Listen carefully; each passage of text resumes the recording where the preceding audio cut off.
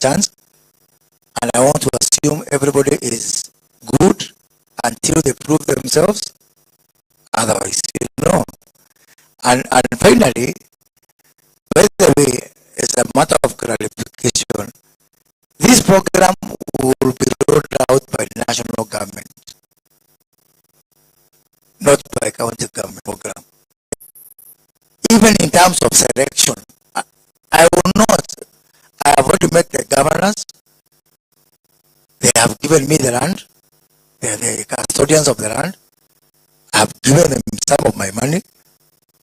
They have given me part of their money. We will put it together, agree on a framework. I will come back to this committee, to present that framework, because you are helping me. You are not the policeman. You are facilitating. You are helping me to make it a better. But can you imagine how wonderful it would be if your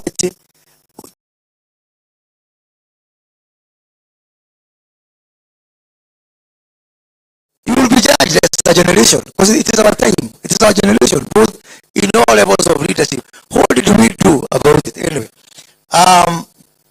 Let me address the issue of the UAE. I think on Abukolo raised the issue of the UAE.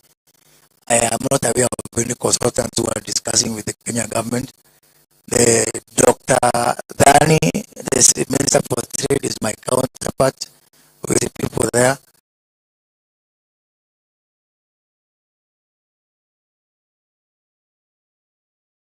We should be ready to come to Parliament with that agreement any time now. And these are very, because this package is not just a trade negotiation. It has so many other investments that are coming on to it. I am not doing this just for trade. That is important. UAE is an important market. I am doing it also because it is going to signal a lot of investment. Feasibility study, I think Honorable Luch have answered that because first of all, it's not 250 million. You guys gave us 100 million for that. 150 million was for the conference we are going to have in May for the Africa top 100 companies in Africa. So we need to ensure that exactly to avoid the kind of problem.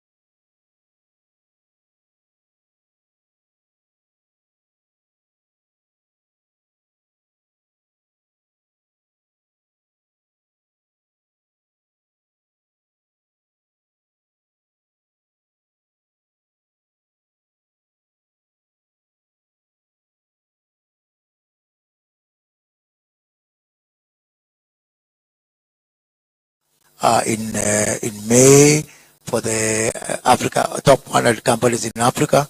So we need to ensure that when I come to Jamhuri Park, we need to do some study exactly to avoid the kind of problems that are that members are raising here. That if we don't plan, if we fail to plan, we plan to fail. So that when we go there, we say this particular industrial park is good for this and not for that and all the others. And I think Vice Chair also mentioned about the people who are going to fund us. Are we having counterpart funding? And the answer is yes. And I think as members have pointed out, this now can come in BPS as a statement of policy, and then hopefully by the time of estimate, we are going to convert it into estimates. Let me say this as I conclude on all the other questions. I have taken very careful consideration to the remarks by members. Very, very useful. I have taken guidance on the issue of the policy. And I'm instructing my officers that we now convert all the feedback we have received from these members into our own, policy attachment, which we are going to send to the committee and to be fed into the budget policy statement. Because this was not just a question and answer session. I think it was to make us better. I think we take it in stride. We have listened to all your comments and your concern. We think, and I'm convinced that we need to send you our own version of not just figures, give me that, but we need to be more sharp in terms of our policy focus. I think we need to send to Parliament a policy statement to be put into the policy statement so that we have a philosophical footing in terms of where we are coming from. I have seen a member for Kajiado South. Let me try to answer your question first because I know you have forgotten. This is very important. And if I forget, please just remind me. On the issue of borders, in February, I have seen 11 presidents. Among them, President Museveni and President Samia Suluhu. On the issue of borders, I am convinced, and please don't crucify me for confessing. I'm a Catholic. We are allowed to sin and to confess. I am convinced that Kenya needs to do much better in terms of facilitating trade within the EAC. We need to do our part, even before we blame other people. And I want to invite, and I'll discuss this with the Vice Chair of our lunch, I want to invite the committee, please, that we do visit these border posts together. We organize for this visit. I want you to explain. And by the way, we will go incognito. We will not say we are members of Parliament, or we are ministers, we are this, we are that. I want us to drive through Malaba. And I'm offering Honorable Anthony Roach. We leave our cars in Bugoma, so nowhere near from there. Then we go and take a truck to Ingia kwa truck. We go to Uganda and back, if you are ready for that. So that you can experience life from the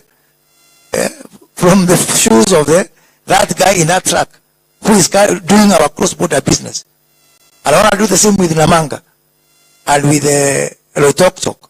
I want to do the same with Isiolo, Moyale for the Ethiopian border. I will give you an example. In Uganda, they have got scanners. The URA, the Uganda Revenue Authority, they have scanners. So when our goods get into, and these are our exports from Kenya to Uganda, mark that sentence, they are our exports. So this truck gets to Malaba, scanners are activated. The control room of those scanners is somewhere in Kampala. What do the Ugandans do? They let the truck pass. Then an anomaly is detected in the control room in Kampala. They have their own policemen on the road. So a signal goes, that truck, number XYZ, please stop it because it's done something.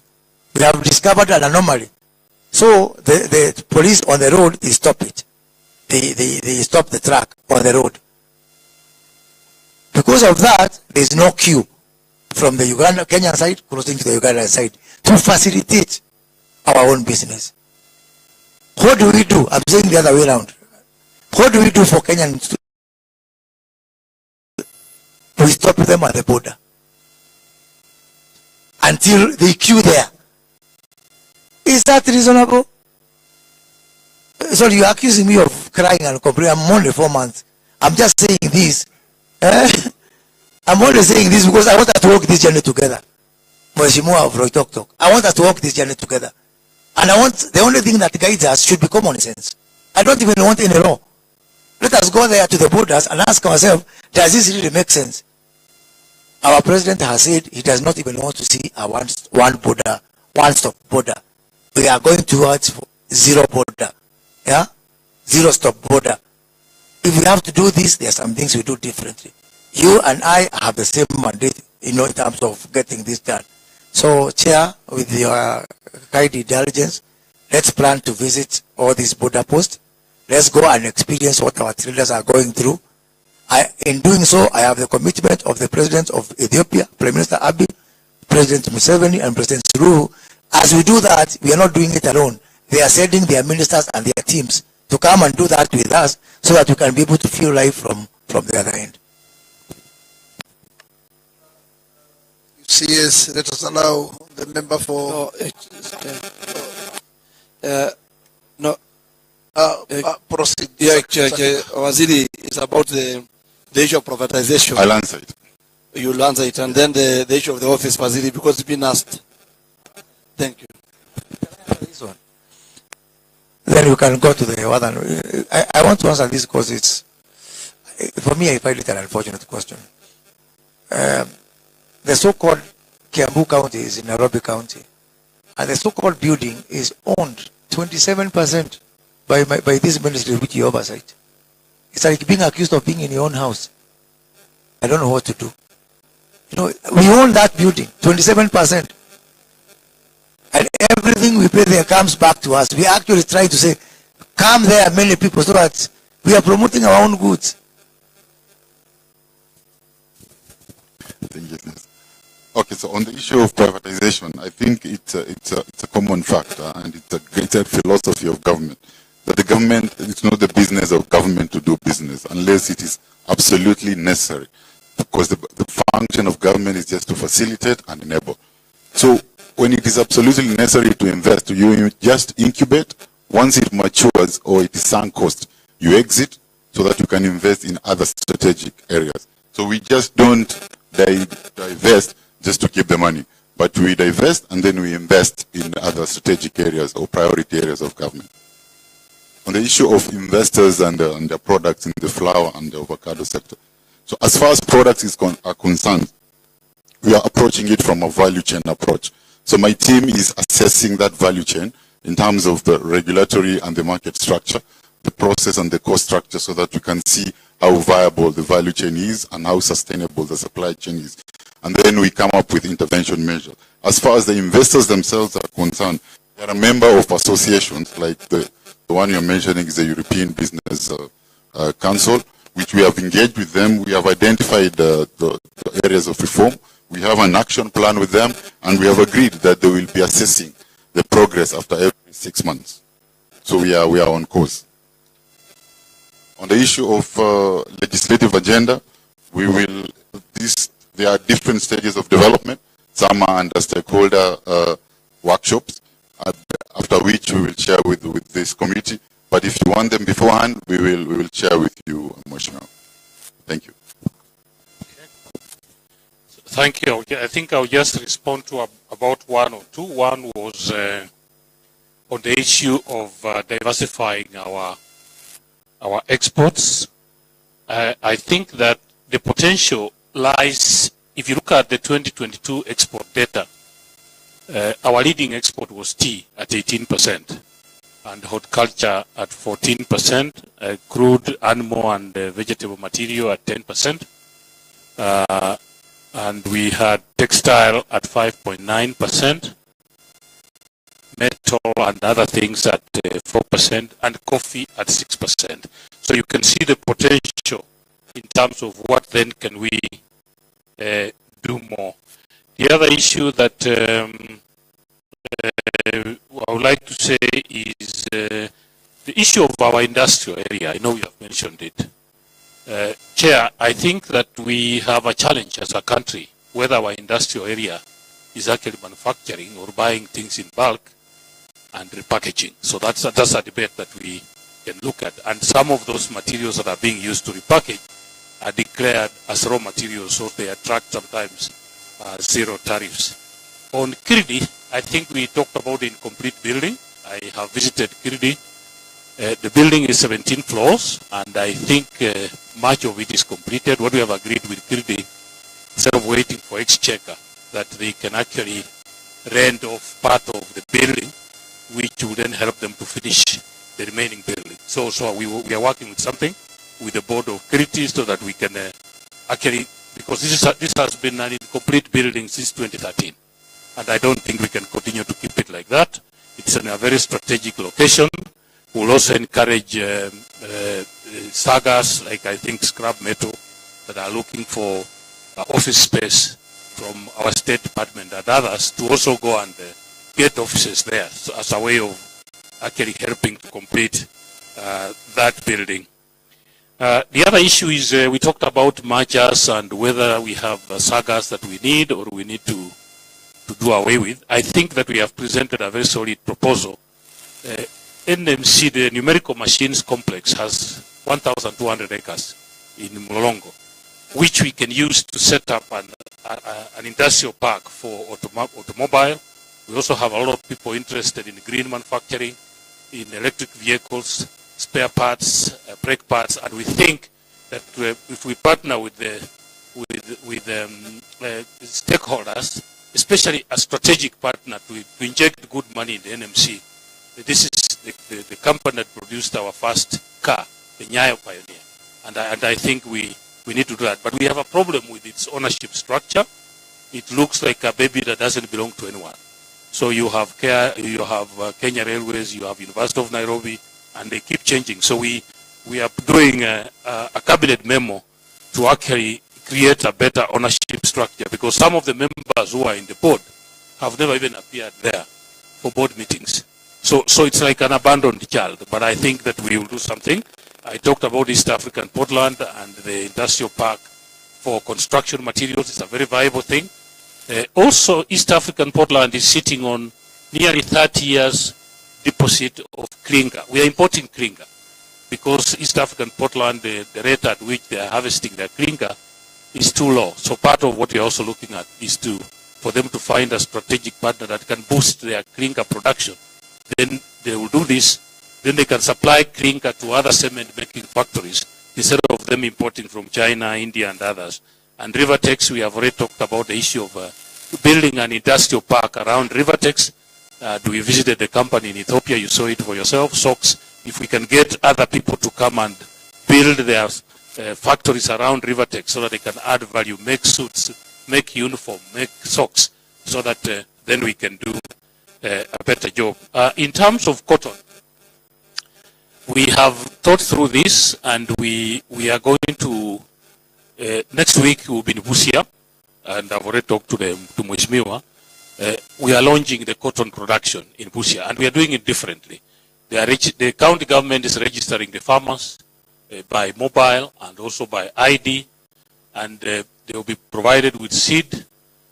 They will produce, and what we have agreed, so that the middlemen don't rush in and kill the business by buying very low prices, is that the county government of Busia will buy all the cotton, and the ginnery that has been put up will then be used as an aggregation center, so that all the cotton goes to the ginnery. The county government buys this at an agreed minimum price, say if it is 180, and then when they sell and they make more money, the farmers get a bonus over and above what they would have been paid. So that if Rivertex buys, they buy from one source. I know Undo is getting a yes. Oh, okay. Can you allow him to finish? Then Let me finish, then I'll come back. Let him finish, Okay. then you come in. Sir. I will allow you. I will Okay. allow you. Let him finish. Okay, thank you. Thank you, Chair, for protecting me, but this is the model that we were trying to build. And then I think the other issue that I wanted to mention is the issue of this financial year, Chair, we have put 140 million in the budget for cotton production. I know that some of this money is in the Ministry of Agriculture, but in the past we've relied on cotton production from the Ministry of Agriculture that has not been forthcoming. I think the last issue that I want to indicate, Chair, is the issue of legislative agenda. Yes, as my colleague has said, these are various levels. Maybe at some point, when we have enough drafts made, we can then maybe have a workshop with this team so that we can look through some of the things that we are doing so that we can move this legislative agenda forward. Thank you, Chair. I just wanted to correct the PS on the issue of the cotton, and I'll speak for Luanda, generally the Busia one, because I've babied that project since 2018. One, the county government has had zero input in the program so far. Secondly, the county government has not registered any farmer. That has been done by my office and AFA. Thirdly, the county government, and Professor Kiptugu, the MD for Rivertex, is here to bear me witness, has never included even a single cent in their budget for purpose of cotton purchase.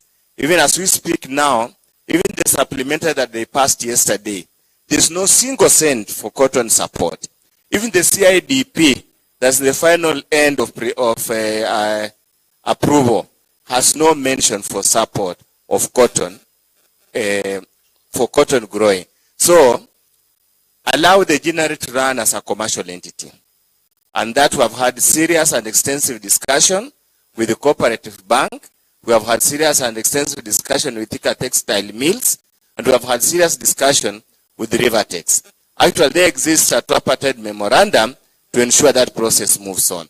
So, PS, don't be sugar-coated, don't be taken for a ride and make us lose the Ginnery. We have spent endless hours.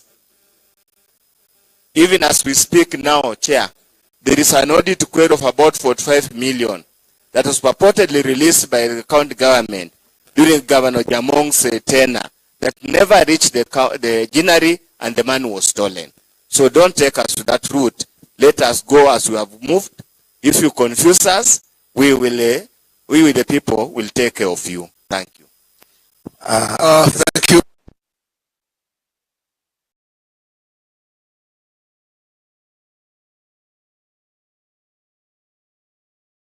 Busia issue. CS, you are on the floor. Thank you. Chair, the threats to my PS on his bodily harm, notwithstanding from Dr. Undo, I want to ask that that visit next week, I'm going to make myself available to come to Busia. Yeah, to consult with you and the stakeholders. I agree on the 17th, I think, on the 17th, if possible. And please help me, my colleague, to talk to the other members of Parliament to avail themselves there. I will come with my team. I will talk to the governor. We'll all be there, and on the ground, we will take what is the best decision for the people of Busia. Because this is about you. Sisi Busia tunakuja kukula samaki tunarudi. Let me add something there, Chair. In my constituency, in Masinga, very short. Yeah, in Masinga constituency, Thika Cloth Mills has established farmers whom they have taken care of by giving them the seeds. When it is mature, the Muindi lady comes and buys it all and takes it, and it gives them more seeds. I think a private identity will do better than the count. And he knows. I am agreeing with you totally. Yeah. Even the one that was built by, is it the Leather Park? Is it Kisumu? Where there is the tannery. Is it the tannery? Yeah. Let me assure you, Mheshimiwa Mwaliu and Mheshimiwa Odo, the president is against this where possible. Where we can have a private sector player is totally against us doing the job. Yeah. So even in Busia, if we come and we find somebody who can do it better, or even maybe Rivertex can do it better, or whatever you, or Rivertex, Professor, Please come with us. If you agree with the local leadership, the river takes it over. That's what I'm saying. Let us not depend, first of all, on any law. We use the law of common sense. Whatever makes sense, we do it. We move on to something else. If this country, we have a culture of solving a problem, moving on, we agree what's the best thing to do. If it is your own generally, not for government, what would you do with it? We do it and we move on to other things. Thank you very much. Maybe CS, there was one question which I have not heard a response.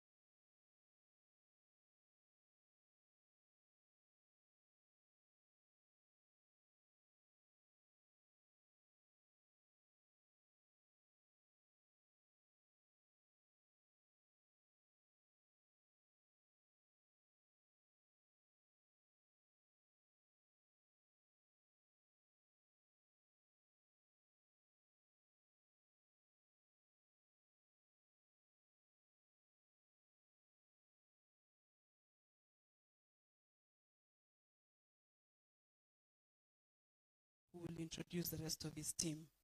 So my name is Marianne Kitany, the MP for Aldai constituency, vice chair of this committee, and sitting in for the chair who is currently in State House, but will be joining us in a short while. Thank you.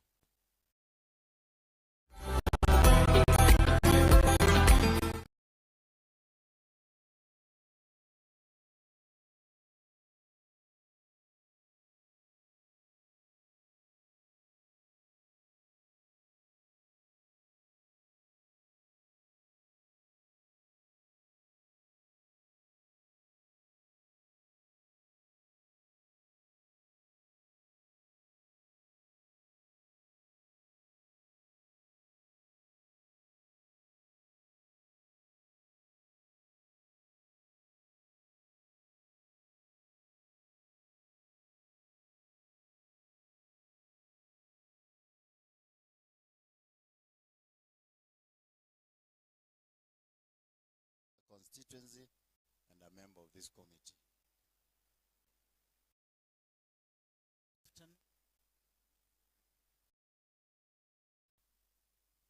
Good afternoon, Adagala Beatrice, County MP Viga, and a member of this committee. Good afternoon, all. I'm Sakimba Parashina, member of Kajiado South and member of this committee. Okay, thank you. And Nebat, please introduce your team. Nebat Ikai, lead clerk.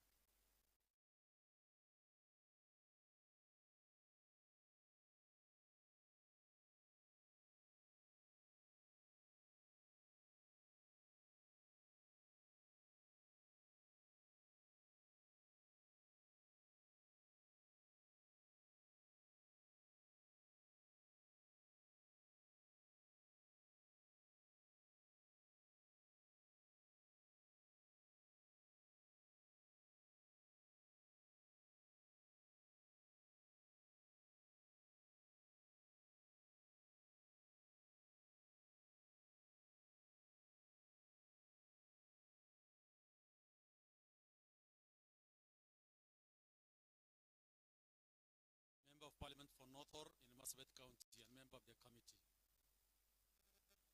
Good afternoon, I'm Joroyo Ainena, member of Parliament Kieni and a member of this committee. Good afternoon, Dr. Jambo Unda. My name is for Funyula and a member of this committee. Joshua Mbithi Mwalio, MP Masinga constituency and a member of this committee.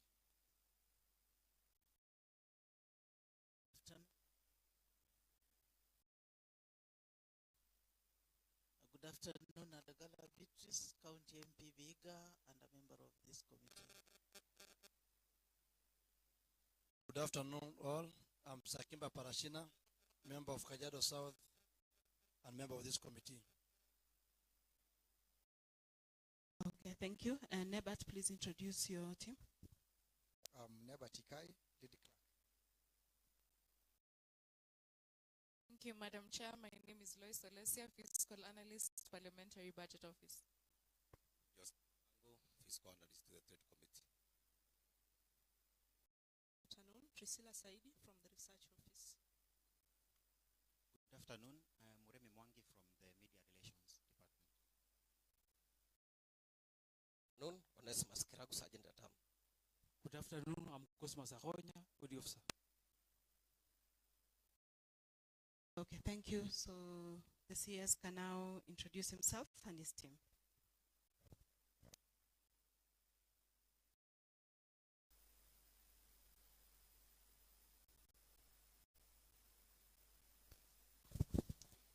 Thank you, Chair and honorable members. Good afternoon. My name is Moses Kuria, Cabinet Secretary, Investment, Trade and Industry. I've got a big team, but I've just asked my PS and senior officers to introduce themselves. My name is Juma Mwana, PS Industry. My name is Abubakar, PS Investments. I'm the head of the river unit in the ministry. Gordon Mutugi, Business Reforms and Transformation.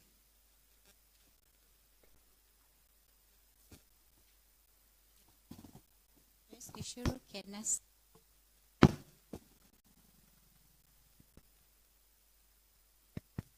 Good afternoon, members.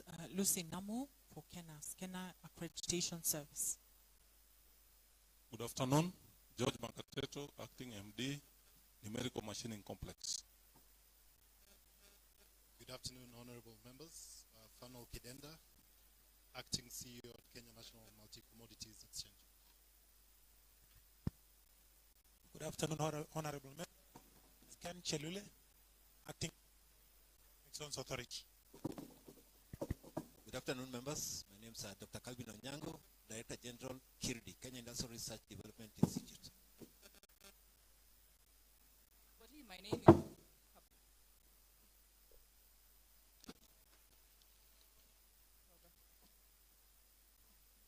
My name is Hussein Mohammed, Acting CEO, Export Processing Zone Authority.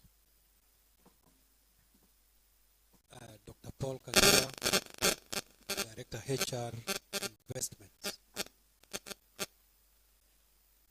Emma Kirungu, Head Supply Chain Management Services, Investment. Goya Joseph, Admin, Promote Investment. Choki, Secretary Administration, State Department of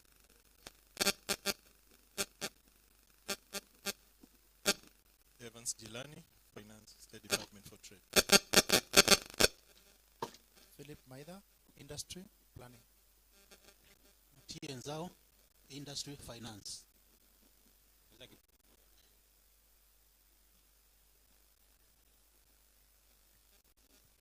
Joseph Mbeva, Director of Industries, State Department of Industry. Yes, Kirima, Director.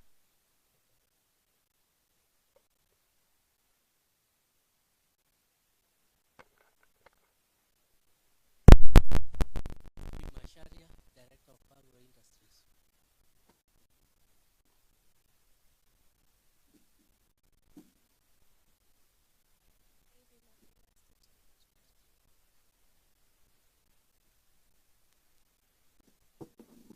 Nehemiah Kurenja, Finance Officer.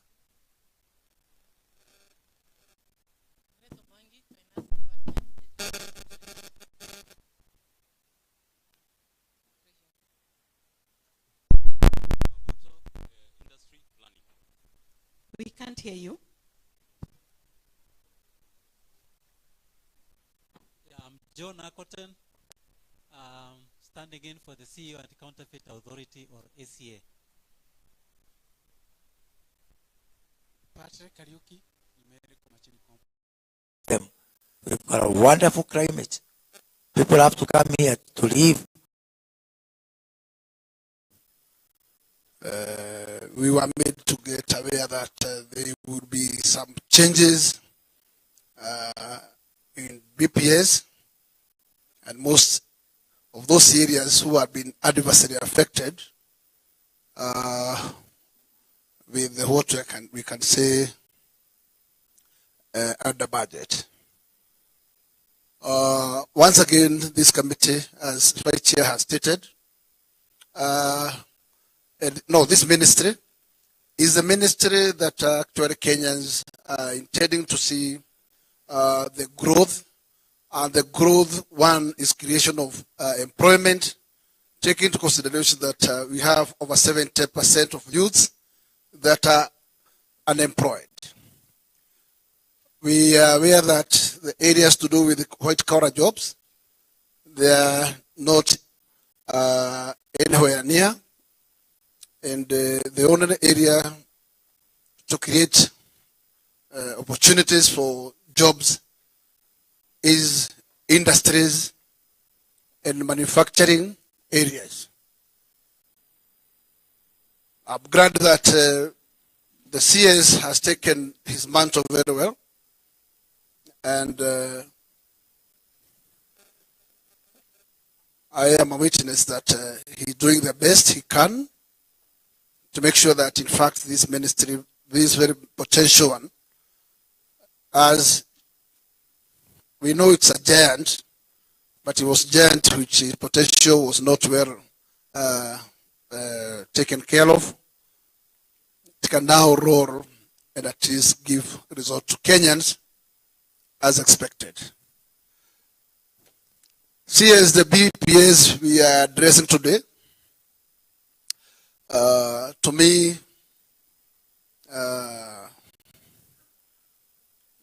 it is totally below our expectations, taking into consideration that the expectation that this particular ministry Kenyans has.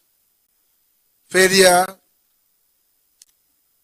to give enough budget to some departments, that will just mean that our hopes will be totally doomed. One, we have an area of the new department, which is investment promotion, which is undertaking the area of special economic zones that are of very dear importance to this country, where we intend to have areas of potential like Dogokundu, free trade area, and an area that we expect to give this country a magnitude growth. If we fail to budget money that can be able to prepare or make this particular area thrive, then we'll be short of our targets. The other thing is areas like Naivasha, special economic zone, which has also not been considered. And it's an area of very important. And if you fail to also take care of this, it tells me the expectations has also to be poorer than what we expect. We have also an area of our textile, and we are all aware that, in fact, textile industry is a key sector of growth, and especially in the area of creation of employment. Then, if you don't take care of that particular area, it does not matter whether we give that particular area something during the supplementary budget, but we have a lot of expectation of growth, and we are not going to extend and budget enough in that area. Our investment target will be in short, because we target that, in fact, we build as much as possible sheds sheds that actually are going to give room to the new investments. So it's an area of concern, and going to the BPS, which is now with us, I'm happy that there are some reviews now which are going on at State House, and I'm aware the CS is aware of this. Maybe where we can expect by Monday, we can get more good results other than what we have. Otherwise, CS, I am aware that in fact there is something to do. There's something to do with about our counties, and if you look what is being put in the investment promotion, is something close to 4.something billion money, which is purely going to 47 number of counties, as promised by the head of state. So if you minus that, that particular department is going to be almost nil. And in that aspect, if things will not work well, then you allow this committee to do what it can, but to make sure that we must safeguard the special economic zones and equally the EPZ. CS, I'm just heading to give you the floor so that you can be able to tell us, because you are the one who represent this ministry during the level of cabinet discussions. And also you have an upper hand to also bargain more to the executive. So we do expect that with you, we have a very strong bargainer who can be able to also give us hope in those areas of concern.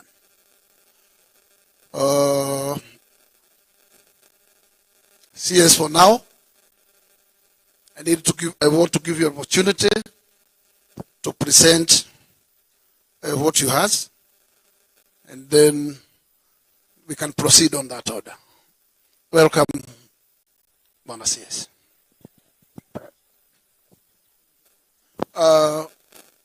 It's like we have no documents. I think those who have the document can circulate them so that members can have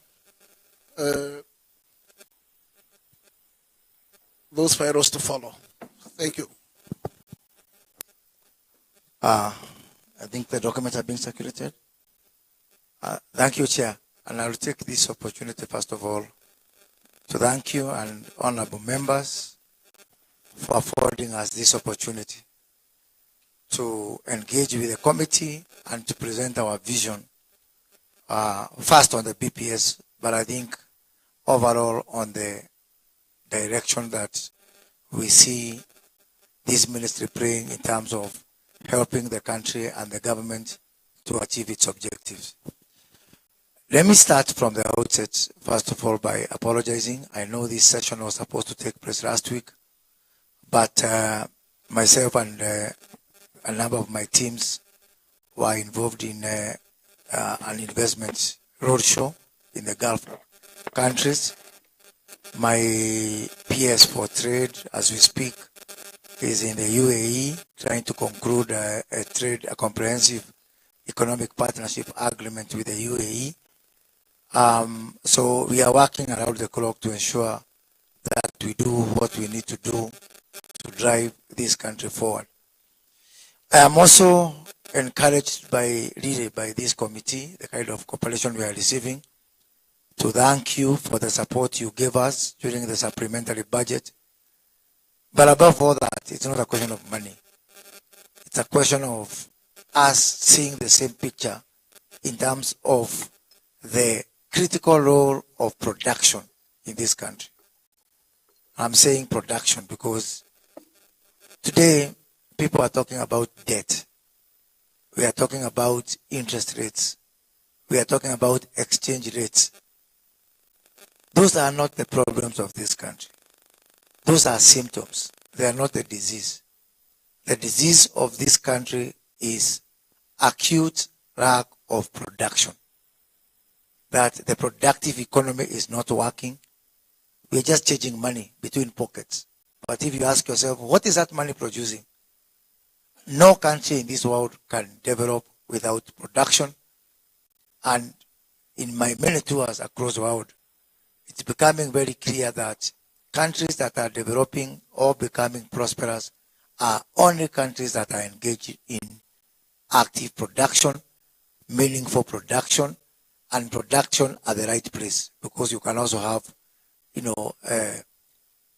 upside down sort of production. So this is a background with which I and my team inherited the ministry. We found a ministry where manufacturing had dropped from 9% of GDP to 7% of GDP, where contribution of exports to GDP or export as a ratio of GDP had dropped from 28% to 10%, where we are not creating jobs, where foreign direct investment has stagnated at only $500 million for the last, I don't know how many years, and it's been dropping actually. So that is really the backdrop. And to be honest with you, Chair and honorable members, what I have done and my team for the last 4 months with the support of His Excellency the President and the Cabinet and the rest of the executive, it's like we've had to start a ministry from zero. I can say that without a fear of contradiction. We have to start, put down everything that was there on matters of trade, start all over again, revisit completely afresh our strategy on manufacturing, re-establish from zero our approach on attracting investors and foreign direct investment. So it's been quite some work for the last 4 months that we've been in office. And I want to thank you because yourself, Chair, a few members, both from National Assembly and also the Senate, whom you've traveled with us and you've seen that there's really quite a lot of work to be done if we have to take this country back to where we are in terms of production. So I want to say, what are we doing now to reverse this? So we embarked on 4 goals. Our goal number 1 was said, let us get back manufacturing from where we are at 7% of GDP to probably by 2027 to target 15%, which was in the ill-fated Big Four agenda. And by 2030, raise that to 20%.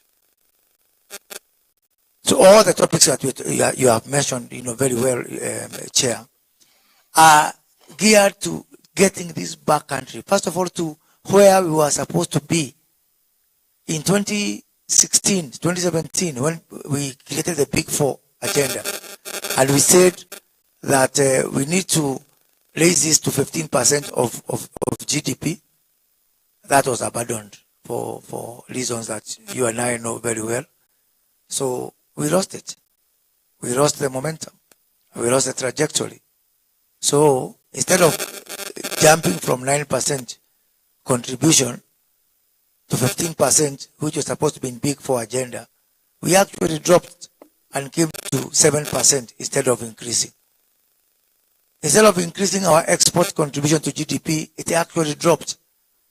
So we said, at least within these 5 years, let us just do what Big Four was supposed to do if there was focus on it, to raise manufacturing contribution to 15% of GDP. And probably take another 3 years after that to raise that to 20%. And I'll be able to take you through to what we are doing and what we need to do in order to do exactly that. So the first agenda is to raise manufacturing contribution to GDP to 15% by 2027, and by 2030 to raise that to 20%. On the issue of export, we put up on ourselves a very aggressive target to take it from 10% to 30%. And it is possible, because before we dropped the ball on these issues, we were already at 28%. So just saying, go back to where we are. In fact, just marginally increase it. Because we are not saying things from the outer space. There's a time that this country was exporting. There's a time that this country, the GDP was 28% contributed by exports. So it's not rocket science. It's something that is doable if there is the right focus. And we are saying, on the area of investment promotion, let us raise our level of foreign direct investment from the current $500 million to $10 billion. And again, we give ourselves this crazy objective of doing that within this calendar year. And we are convinced it's doable. Why we put that target is because we are going around and we are seeing investors who have been neglected. They've not been handled well. We have not treated investors in this country like people who have an option. And investors do have an option. That's the bad news. But the good news is that investors love this country. We have a very sophisticated workforce. We have a very robust financial services sector. We have got very warm, hard-working people. We have got a very stable macroeconomic framework. We have got a very solid, stable political stability system with, peaceful transition year on year, every 5 years. Bar the problems, few problems here and there, we've remained fairly stable and fairly peaceful. These are the things that matter to investors, and they're not lost on them. We've got a wonderful climate. People have to come here to live, for holidays. So we have got everything that goes for us in terms of Kenya being a center for attracting foreign direct investment. So when we say $10 billion and we say we can do this within this calendar year, it is doable because we go out there, we talk to the serious investors of this world. We know even $10 billion, my goodness, it's nothing. It is like the budget for milk in some Fortune 500 companies. So it may appear like something very big, but we are convinced that this is something that is very doable. So these are the objectives which we have put on ourselves. And Chair, you are very right.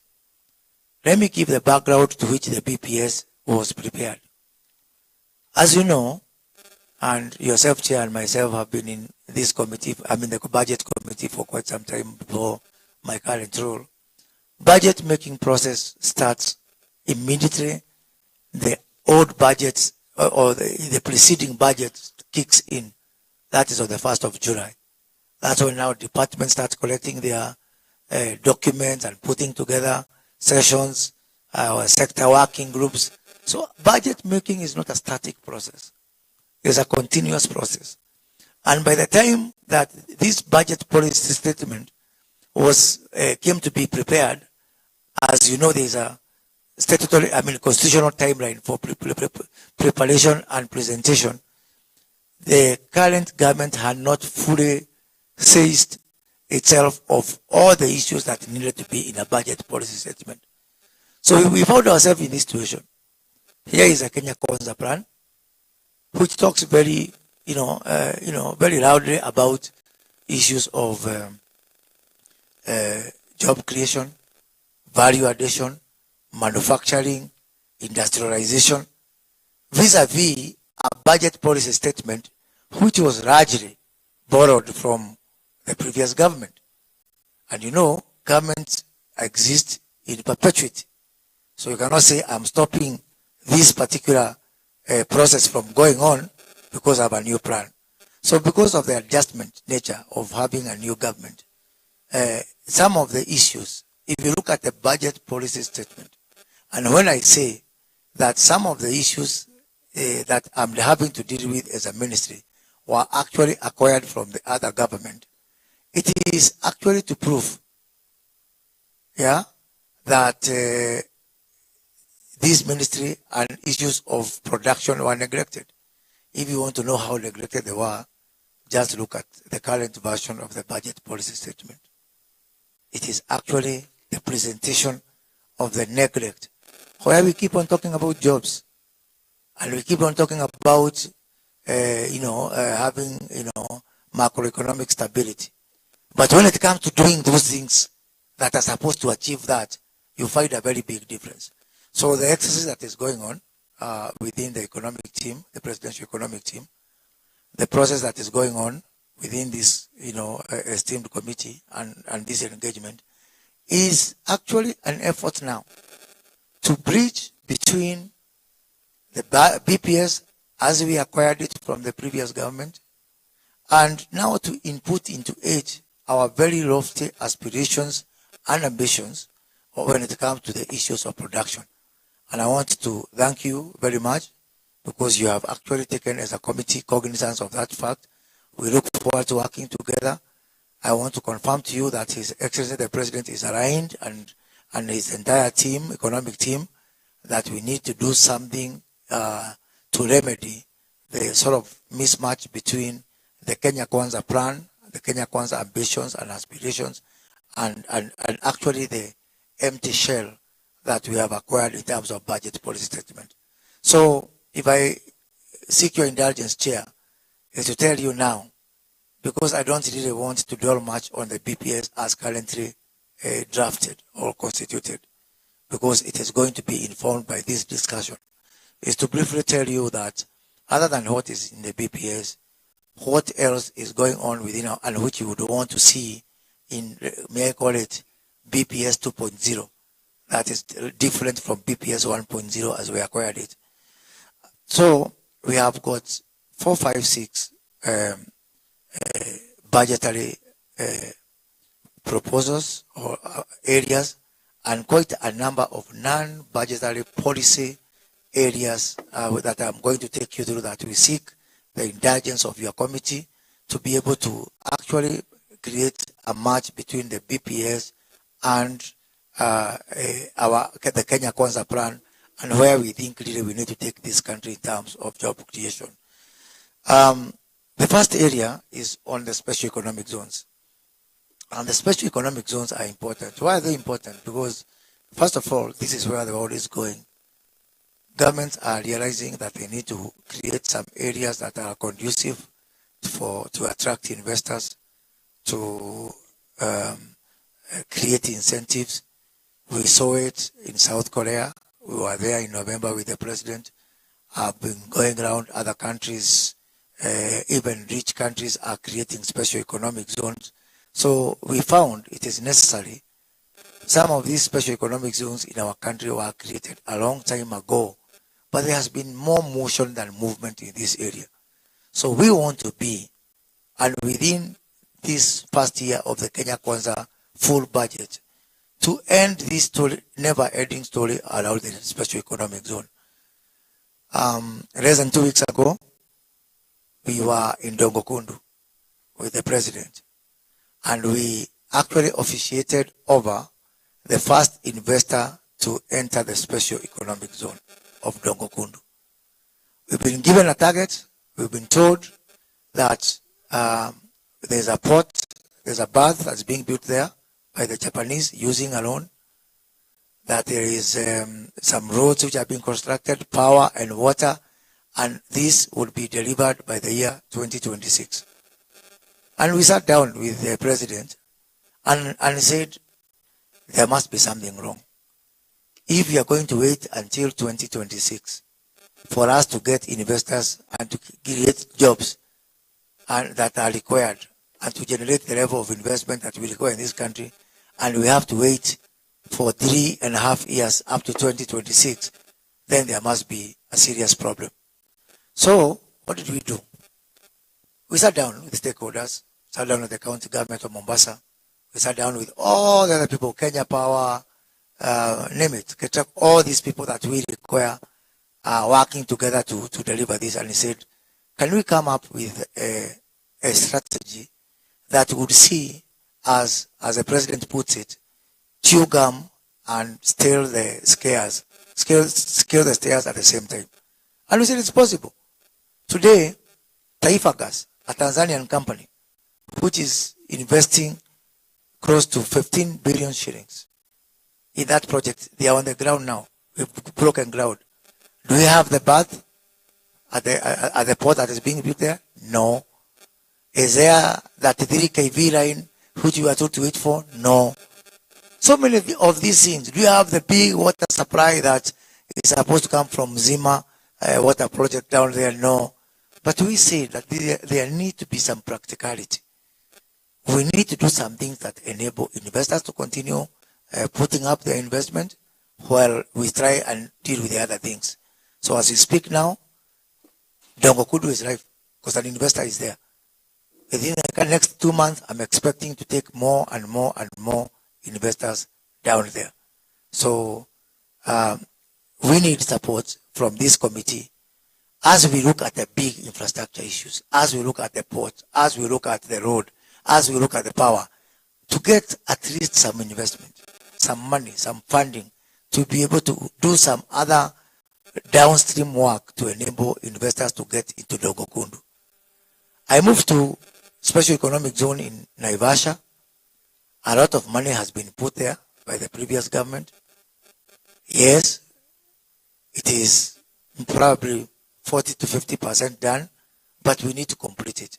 But even as we complete it, the mindset that we are bringing to this ministry is let us do it now. And let us not, sometimes perfection is an illusion. So as we speak, we have an investor, a Turkish investor who is an anchor investor in Naivasha. Containers are just being offloaded in Naivasha as we speak. Today, there are some Kenyans who are going to put food on their table because of the decision we've taken that let's have the investor coming on the ground, whether we are perfect or not. Perfection is an illusion. It will find us on the way. So, we are doing our part. We have opened the door for investors. Investors are in place. Jobs are being created. Preparation is happening. Help us, assist us, support us with the funding we require at least to make life at least bearable for the investors that are coming in place. The most potential in terms of transformation, special economic zone that we have, in my opinion, is a special economic zone of Lamu. Lamu is not going to be just a special economic zone. Lamu is actually a city. We are building a completely new industrial city or economic city there. It's not just a zone. Because if you look at the potential of Lamu, we have got 3 baths there that were constructed. By the way, we have zero debt now on those baths. All those 3 baths in Rapset, in the port of Lamu, were built by your money and my money. That is taxpayers' money. But sadly, the cargo being handled by those 3 baths, which have cost 56 billion shillings, is only 5% of capacity. Because planning, I don't know, sometimes I wonder, Anyway, we spend 56 billion shillings and we don't ask ourselves, when we finish spending this 56 billion, where is a volume of business that is going to take off that particular investment to give us a return on investment? So we actually put the cart before the horse. In my opinion, the right thing would have been to start with a special economic zone so we can start economic activity so that when the port now comes into life, then it will find some cargo and some traffic.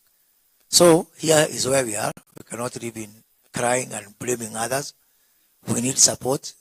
We have got a lot of investors willing to come and put up their industries and their logistic zones and their value addition centers in Lamu. So please, we have got the initial 4,000 acres, which has got 0 squatters, 0 encumbrances. It's clean. We need to start on that. We need to start building the roads there in the special economic zone. This is very important because, Chair, if we don't do something to put money into Lamu special economic zone, even the 56 billion that has been spent on building the 3 baths with money and your money is going to go down to waste.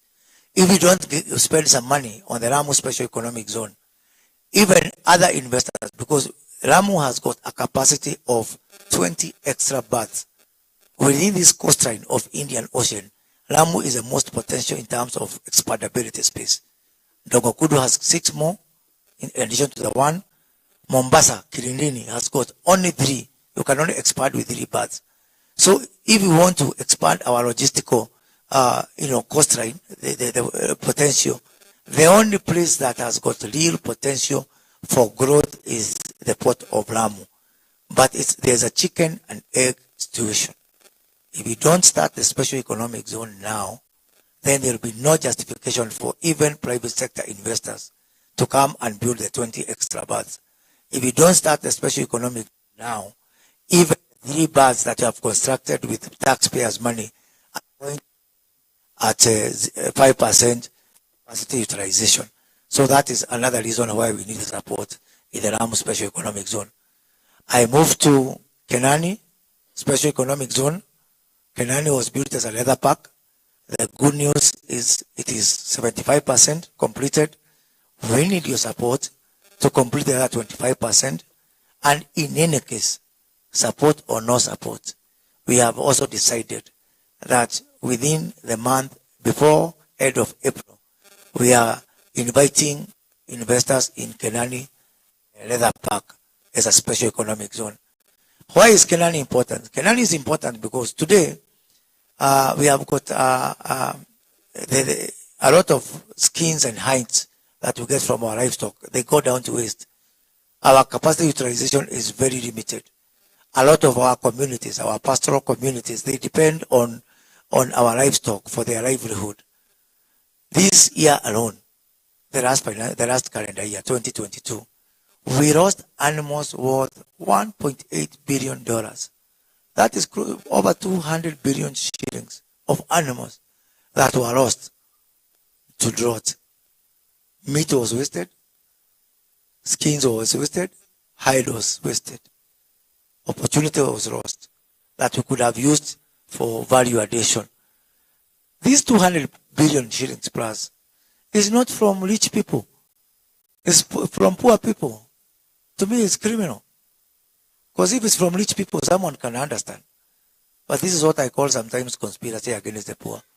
So anyway, what we're going to do in Kenani is that this leather park is not necessarily for big companies.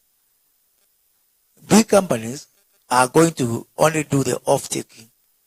We are rounding up all the SMEs people who are involved in skins and hides from all over the country. We allocate them space. We have lined up funding from commercial banks and other development partners. We give them loans. We give them common user equipment for making shoes and such other products. We use companies which have been in this space to teach them how to value add the hides, the skins into leather, into products. So that now, not only are we going to have a leather park, but that leather park should also benefit the hustler back down there. So it's not just about having 2, 3, 4 big companies better there. I don't know which company big there. It is also something we call inclusive growth. And the manifesto of Kenya Kwanza was very, very, very pronounced on inclusive growth. That it's not just growth because you say that we have got 7% contribution to GDP. I mean 7% growth in GDP. Who is also partaking that growth? And if we have to attack poverty in this country, we also have to ensure that we have inclusive growth. So we need your support to have some funding to finish off Kenani, convert it into a special economic zone for SMEs, bring the hustlers from all over the country there, give them the loans, give them the equipment so that they can be able to partake this activity. If I would cut time just to tell you about the other special economic zones, I've talked about the ones really which for me are the main drivers, but we also have a financial district that we want to create a special economic zone for the Nairobi Financial District. Africa is being managed from out there, from Dubai, from New York, from Shanghai, from London, from all this. We have a big opportunity now to be the financial hub for Africa. We created a Nairobi International Financial Center some few years back, which was purely about incentive. But the world is moving beyond incentive. The world is moving to physical spaces where financial institutions can come in together. Kenya is not a mining country. We hope to be a mining country. Kenya, the one thing that is our goal is our services, our financial services, our fintechs, our M-Pesa, the enterprise of our people. So we cannot say we are lagging behind on mining, and then again we lag behind on financial services. Because most of the investors who want to come here, they say, we want to come to Kenya because Kenya has a very robust, modern, sophisticated financial services sector. So the Nairobi Financial District Special Economic Zone is going to bridge that gap, and so that we can have the banks like JP Morgan Chase, who I was talking to them the other week. We can have Deutsche Bank of this sort. Now these banks are managing Africa from Dubai and other places. We want them to come here to Nairobi, to the Special Economic Zone of Financial Services.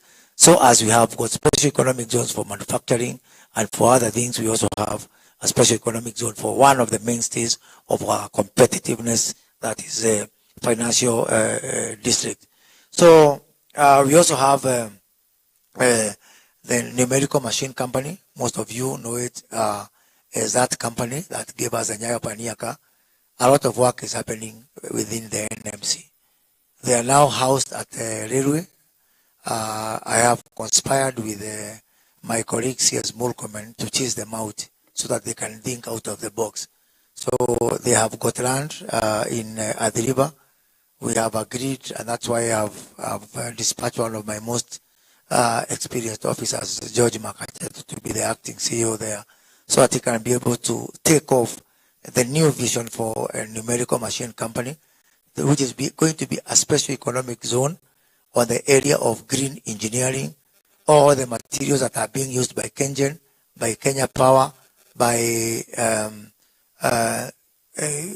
subcontracting for companies like Isuzu, Toyota, and all that. We have a lot of potential. And the special economic zone that NMC is going to put up in the river is not just for them to manage. Again, like we are doing for leather, we are rounding up that your carry guy in your constituency and bring him to the green engineering park, which we want to put up in the river. Give them some space. Give them some capital. Give them business, because we have agreed with, for example, automotive companies, the issue of electric vehicles, the issue of motor vehicle parts. We can be able to make them there. But again, in line with what we are calling inclusive growth, we want to ensure that it is not just the big companies that are doing that. We are going to get the SMEs. We do capacity building. We give them the space. We give them the capital, so that they are also able to supply to the big company through subcontracting. Finally, on the special economic zone is what we are calling the Nairobi City Special Economic Zone. I'm sure you've gone through Gong Road. You've seen the kind of thrift and enterprise our people are going through. Furniture shops, all these shops. We are also going to have a special economic zone for the city. We are talking to the Ministry of Agriculture to convert some 600 acres of land that is used once a year, 1 week a year. 600 acres. I'm talking about the Jamhuri Park, the show, where there's a showground. A showground of 600 acres in the middle of city, where property in the neighborhood is crazy in terms of value, is being used one time a year. So we want to convert that into a very special economic zone to take care of all those hustlers, the furniture people, the food people, to feed the city, and also to be able to export. And we need your support to take off those special economic zone. So those are the national special economic zone. On top of the special economic zone, our second major area in our agenda for manufacturing, raising manufacturing and raising export, of course, is our EPZ. If you look at countries like the US, 70% of our exports to the US come from one place called Adiriva, the special economic zone in Adiriva. Yet, we have got now investors, because of some of the other countries under the AGOA regime, the American Growth and Opportunity Act, have problems of their own. A lot of investors are coming there and say, I have a problem in this and that country. I don't want to name the countries. So give me the space. I want to move in my machinery here, especially on textile. where we can do extremely well. We can create millions and millions of jobs. You know what is letting us down? We don't have spaces.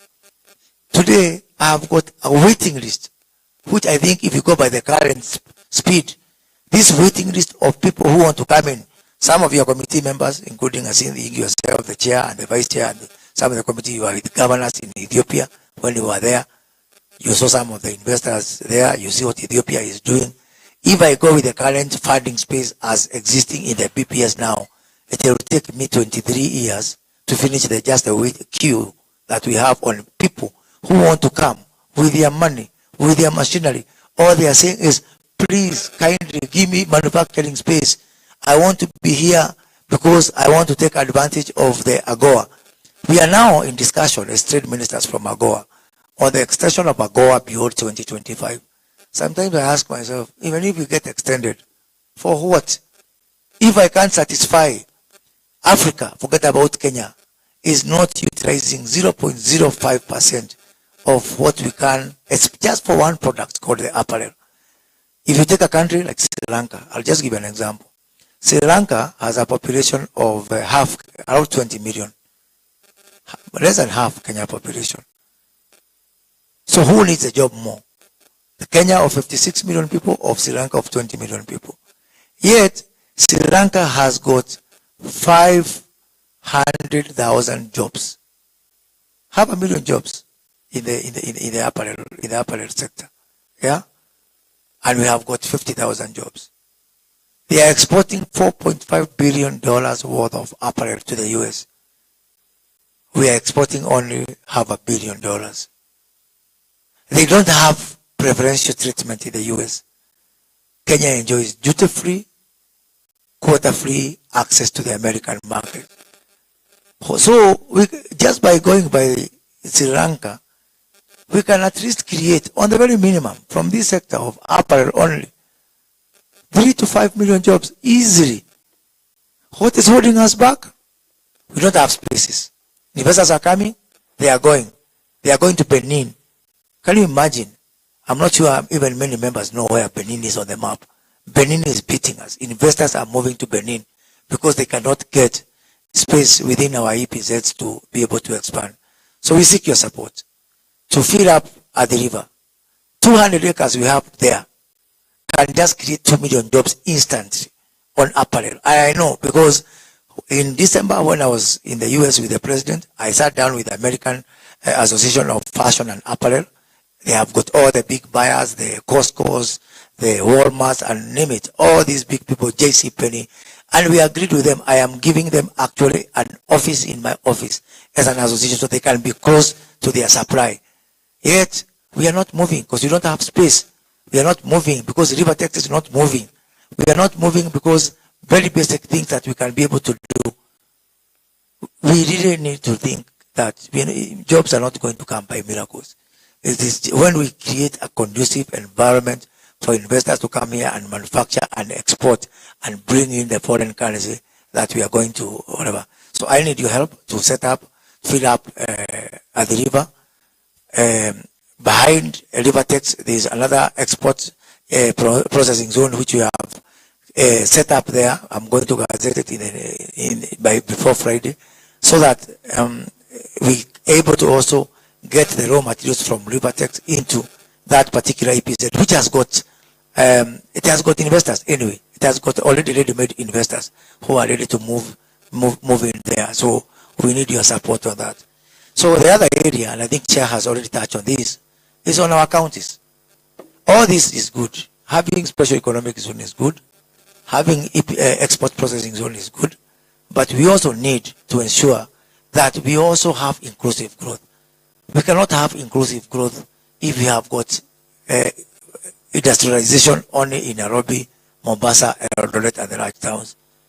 So that's why we developed this strategy for the county aggregation and industrial parks, which is actually a two-in-one concept. The first concept is on aggregating agricultural products ready for market. And we borrowed from a benchmark, Twiga Foods, where I took all the governors some 2 weeks ago. I took all the governors to Twiga Foods. And they saw in Twiga Food, they have got they are only satisfying 20% of their demand for bananas. Yet in our counties, bananas are going to waste. Avocados and mangoes, out of every 10 mango or avocado that leave your farms in your constituencies, only 3 get to the market, because we have got 70% post-harvest losses on mangoes and avocados. So the medicine for that, the remedy for that is this aggregation. We are going to do aggregation in all the counties, set up this aggregation, which can do 2 things. It can be able to export fresh mangoes, fresh avocados, fresh other products, or we can be able to even get even more value and more money if we are able to do value addition from these centers. So what have we done? The president, we've had 2 meetings, one in Naivasha, another one in State House, and we've agreed with the governors that the president has offered to give a conditional grant of 100 million shillings for every county. That is 4.7 billion shillings, which we hope that we will revise the PPS to do that. And the great thing is, when I took all the governors for this tour, both at Kildi for the value addition and Twiga for the aggregation, governors by themselves, they said, on the very minimum, we are matching your contribution as a national government. So the lowest governor, county, has pledged at least 100 million shillings. Some counties are giving us 200 million shillings, 300 million. I want to take this opportunity really to thank our governors, because they've seen it. Why should they not see it? They are the ones who live with poverty every day and unemployment and all these problems we have from the bottom of pyramid. So for the first time, we have an amazing convergence of policy between the national government and the county government. This is not the managed equipment scheme where there was push and pull. This is one area where governors, without anybody coercing them, out of their own volition, we have a governor saying, you've given me 100 million and you are giving me expertise and project management to take it forward, and you are also going to help me to export whatever comes from there. I'm adding my 300 million, 400 million, 500 million. So this is very good. This comes as part of their allocation of their shareable revenue as a contingent, as a conditional grant. So I think this is one project, again, if you assist us by, out of the generosity of your hearts, to even add us more money other than the 4.7 billion the president said. If you can give us another 4. I got 4.7 from the president. I'm sure this committee can give me another 4.7 billion, so that I start with around 10 billion. Then the governors can give me another, maybe close to 5-7 billion. Then these county parks have taken off, and I can guarantee you, I give them a target. In every ward, we need to target that we are going to create 1,000 jobs per ward. So that sort of should act as an equalizer for those people with more wards and less wards, because this is the only way. And I'm talking those as direct jobs, not indirect jobs. So that is on the county aggregation industrial parks. Where are we going to take their products? We need to have also other warehouses, not here in Kenya, but in the export market. So we want to set up warehouses in the key markets. Today, if you give me the money and I set up the 4 warehouses I want to set up in eastern part of DRC, then you can rest assured that somebody from our Dai constituency can be able to export something to Congo without ever stepping in Congo.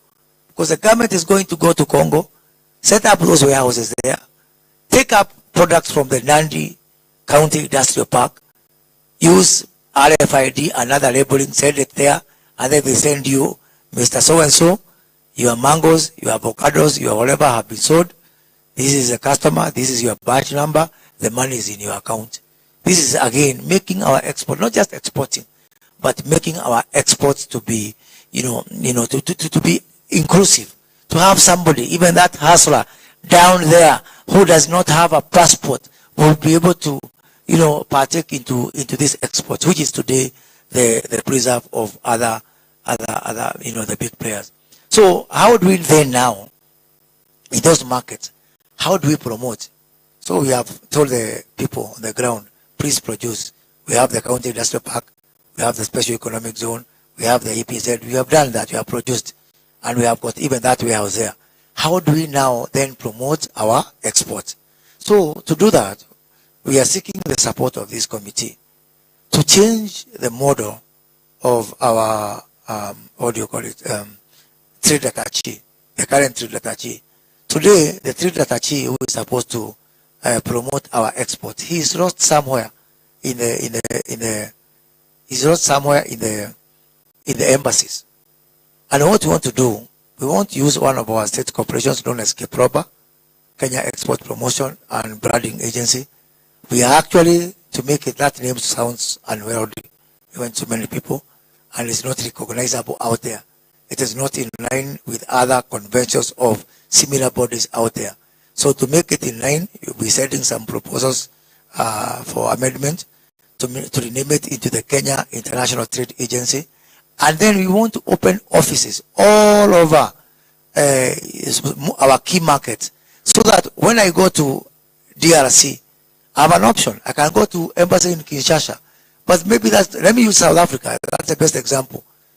The embassy in South Africa is in Pretoria. That is not where the business happens. The business happens in Joburg and Cape Town. So I will leave the ambassador to run diplomatic issues from Johannesburg. And KEPROBA, now to be known as KITA, is going to open our commercial export agency in Johannesburg, where the market is, so that all these products coming from the hustlers are making its way into the market, and we have people who are actively promoting that. So basically, we can ask for many things. But for me, if we get support from this committee on the issue of the special economic zones, budgetary support, if I get budgetary support to fill up our EPZs, if I get even more budgetary support to ensure that in every county, 47 counties, I've got an aggregation and industrial park where our products and jobs are being created at the bottom of the pyramid. If I get support from this committee to ensure that I've got export offices in all at least 50 countries, then we are going to be ahead. If now also I get some recurrent support, expenditure support to support our trade negotiations. Right now we are on a borrowing missions. We are behind on so many trade negotiations. As we speak, I am negotiating with the UAE, I'm negotiating with the US, I'm negotiating with the EU. I have got a revision of our BTA, bilateral trade agreement with the UK. I'm traveling there in 10 days time to conclude that one. We have got South Korea, we've started. We are reviewing our AGOA. We are reviewing our EAC. We have got a tripartite free trade agreement between SADC, COMESA, and AGOA, the one that you saw me go around meeting the president, trying to expand the barriers of our market. All that requires money, so that I don't just create and produce. I also have money to grow export and enter into trade agreements into other countries who we need to open our market. Then we are going to be ahead. There are some other areas which can be fixed. Of course, I need money also for our Kenya Investment Authority to continue attracting FDI, as I've told you, our very robust and very aggressive targets on foreign direct investment. So basically, those are the areas that are going to take back our manufacturing to where it was, grow our export, and grow our FDI at the same level. So those are really the most pressing budgetary needs that we need to undertake to fulfill this mandate. But also, there are some policy issues that I want to seek the indulgence of this committee and assistance. And we have to really be honest and, to be true to each other. One, all of you have seen the problem we have with our foreign currency. Today, if you go to some of the banks and you try to apply for dollars, even getting $5,000 is a problem. This is being created by three things. Let me start with what is outside our control. Of course, as you know, America is having its own strategies. And America, because of the interest rates, they are raising, the Fed is raising the interest rate. Even this week, I think it may go up by another 50 basis points. That's this week, that's my prediction. So, because of the way the Fed is playing around with the issue of interest rates, the dollar is becoming very expensive. So in so many ways, this is not just a Kenyan problem. It's a global problem, but Africa has been hit the most. Today I've got my tea exporters. They cannot export to Egypt because Egypt is not paying them. It's not because they don't want to pay. They just don't have dollars to pay them. I'm talking about Egypt, Pakistan, another of our key market for tea. So because of the way the Fed is managing the issue of the dollar, so this is a global problem. That's number one. And that one, I can admit, is largely out of our control. The second problem with this issue of the foreign exchange is really our culture of importing everything. And we have to choose. We cannot be crying from one side that we cannot, that we have problem with dollars. The other side, we are importing everything, even that what can be made here. We are importing toothpicks. Our factories here are crying because we are importing even things that can be done. I have no problem if we are importing things which cannot be here. But for crying out loud, honorable members, please support me. We take a decisive action on imports on things that are done here. I have proposed to Treasury that we set up a levy, which we are calling the Export and Investment Promotion Levy, on those products. I have given them a schedule 4, which I am convinced with my team that these products can be done here locally. I will keep on expanding that list. Those people who are used to importing everything and sucking from our blood, of course they will make noise. They will fight me. I'm seeking for your support. We cannot continue doing things the same way and expect different results. People invest their money, billions. I'm asking investors, come in here, set up this factory. The following thing, some imports from wherever. And they're asking me, why did you tell me to import in the first place? And those people who are importing, they are very rich people. They have a lot of money. But where is their money? They put their money in London and in other places. We have got a very liberal policy where you don't restrict movement of capital or profit. And we're not about to change that. That is here to stay. But some people, they make their money here by importing. They take their money to London. They take their money to other places. I wish they were taking that money to invest here. So I need to incentivize those people who are courageous enough to invest here.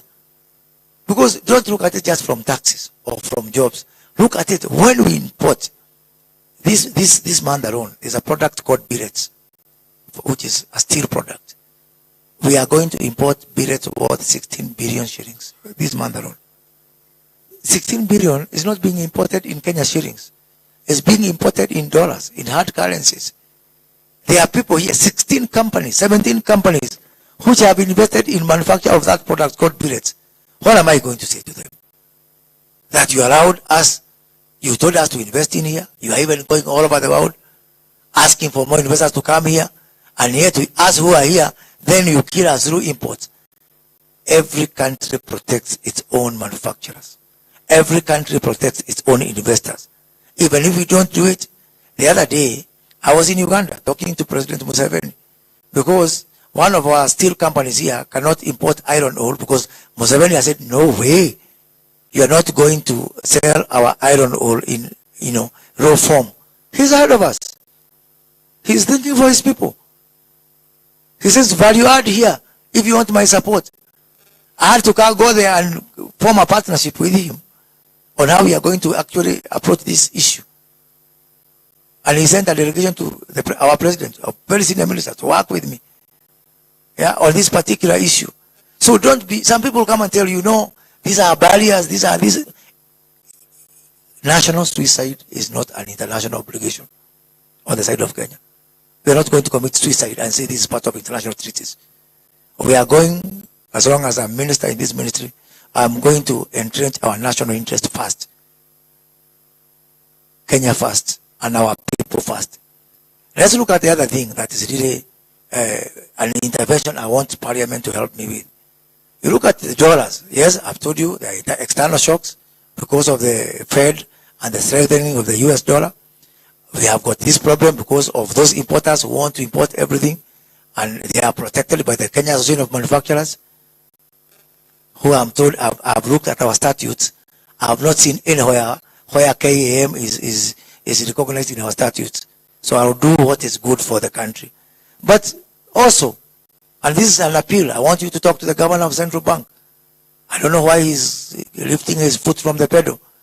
Some people here, I know some banks, before they were making around 1 billion shillings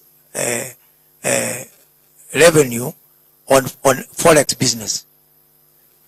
Just for the last 1 year, they have made profits of up to revenue of 11 billion shillings on FX. You look at our spreads, our currency spread, 10 shillings.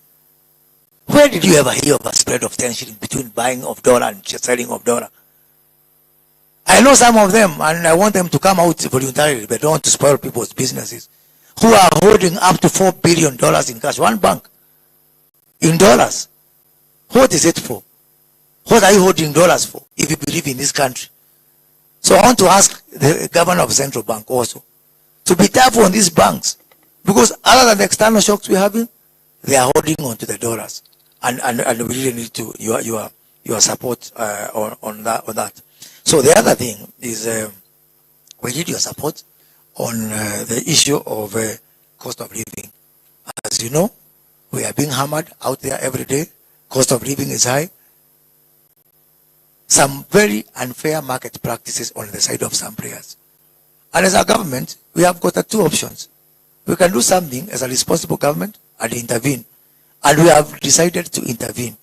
So where we find the private sector is not behaving very well, we are not telling you to stop your business. Continue with your business. Continue with your unfair practices.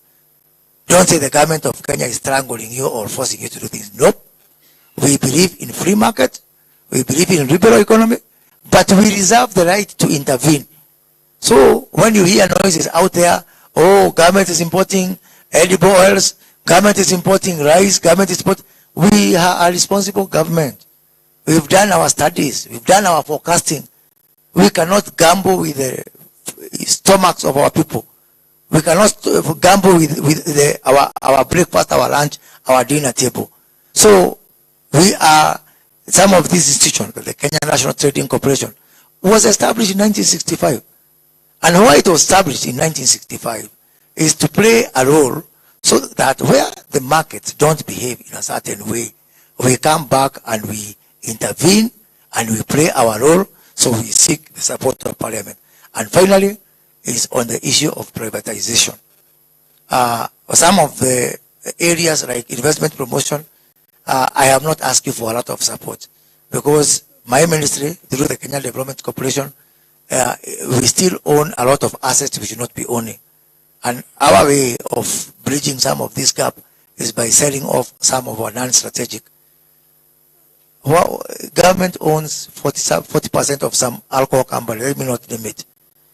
What business has government got to do in manufacturing alcohol? Surely. I think there are people who can do that better. Our president does not even take alcohol. Huh? There are people who could have done that better. But anyway, we have got some assets here which we can be able to sell. The Privatization Act bill, amendment bill, which is addressing this issue, is in Parliament. Help us, Chair, and the committee to fast track it. It is exempting KDC from the Privatization Act, or the requirement, because the business of KDC is selling and buying of investment of possessions. Our hands are tied because of this particular piece of legislation. Please help us to fast track it. I know it may be in front of another committee for privatization, but you are our mothers and fathers in Parliament. You are the committee we know. Unshackle us, free us, help us to fast track the privatization bill so that we can be able to move forward and privatize and get some revenue, so as also to offload the pressure you have. So basically, that's our focus. That is what the BPS said and didn't say. That's what we want to see in the BPS. That's what we need from you. let us work together to really do some, let us be that generation that found a problem, solved problems, and became change in this country. We have an option. If we don't confront these challenges, we will just be like people who have been there before us. Come fight problems, say, this is too much for me. Let me relax, do my term, and then go home. Can't we be those people who made a difference, who put Kenya out of poverty and on the line of progress and growth? I submit, Mr. Chair. Thank you.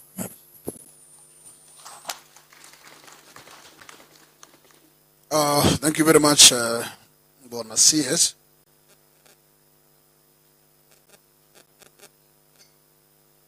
I think the trajectories and targets are quite in order. But now coming to the BPS, let me allow at this point members to interject and maybe get to know issues around there. What do you have anything to say before I move the mic to Oundo? Thank you, Chairman. Thank you, CS, for the presentation. I think you've given us the overall direction that your ministry and the Kenya Kwanza government is looking to go. Before I go deep into the issues I wanted to raise, I wanted to make reference to the letter that was written to you on what it is that we expect of today's meeting. And in that letter, it talks about the key sectorial policies that you have, which underlies the expenditure ceilings that you've been given, the programs, the sector working groups, and in all those you're supposed to indicate also cost of project, actual expenditures to date and all. Now, from the presentation you've given us, which is a PowerPoint presentation, we are unable to get this data. So I'm hoping we shall be able to get that, or there's still that part of the presentation that's coming, so that we know from what the CS has talked about, are they reflective in that statement? Those ceilings that that have been put there, in terms of, are there new projects, stalled projects, where are we going, all these all these nice plans and the asks, are they in that statement, so that we as a committee can then interrogate to know that whatever the CS has talked about, which is really good, are actually in and are captured in our policy. Having said that, because the statement should also be accompanied by your asks. What are your asks? So having said that, I am happy with the first statement that the CS has said, that our country is suffering from one major problem, which is no production. And that is a really correct statement. And when there is no production, there is no development. I'm happy to have been in Bole Airport the other day with the CS. And if you look at the traffic in Bole Airport, vis-a-vis the traffic at Jomo Kenyatta International Airport, you will pity us as a country. It's a far cry from what it used to be in the 80s and 90s. Ethiopian airport is one of the busiest. And when it is that busy, that tells you how much trade is happening in that country, vis-a-vis the kind of trade that is happening in our country.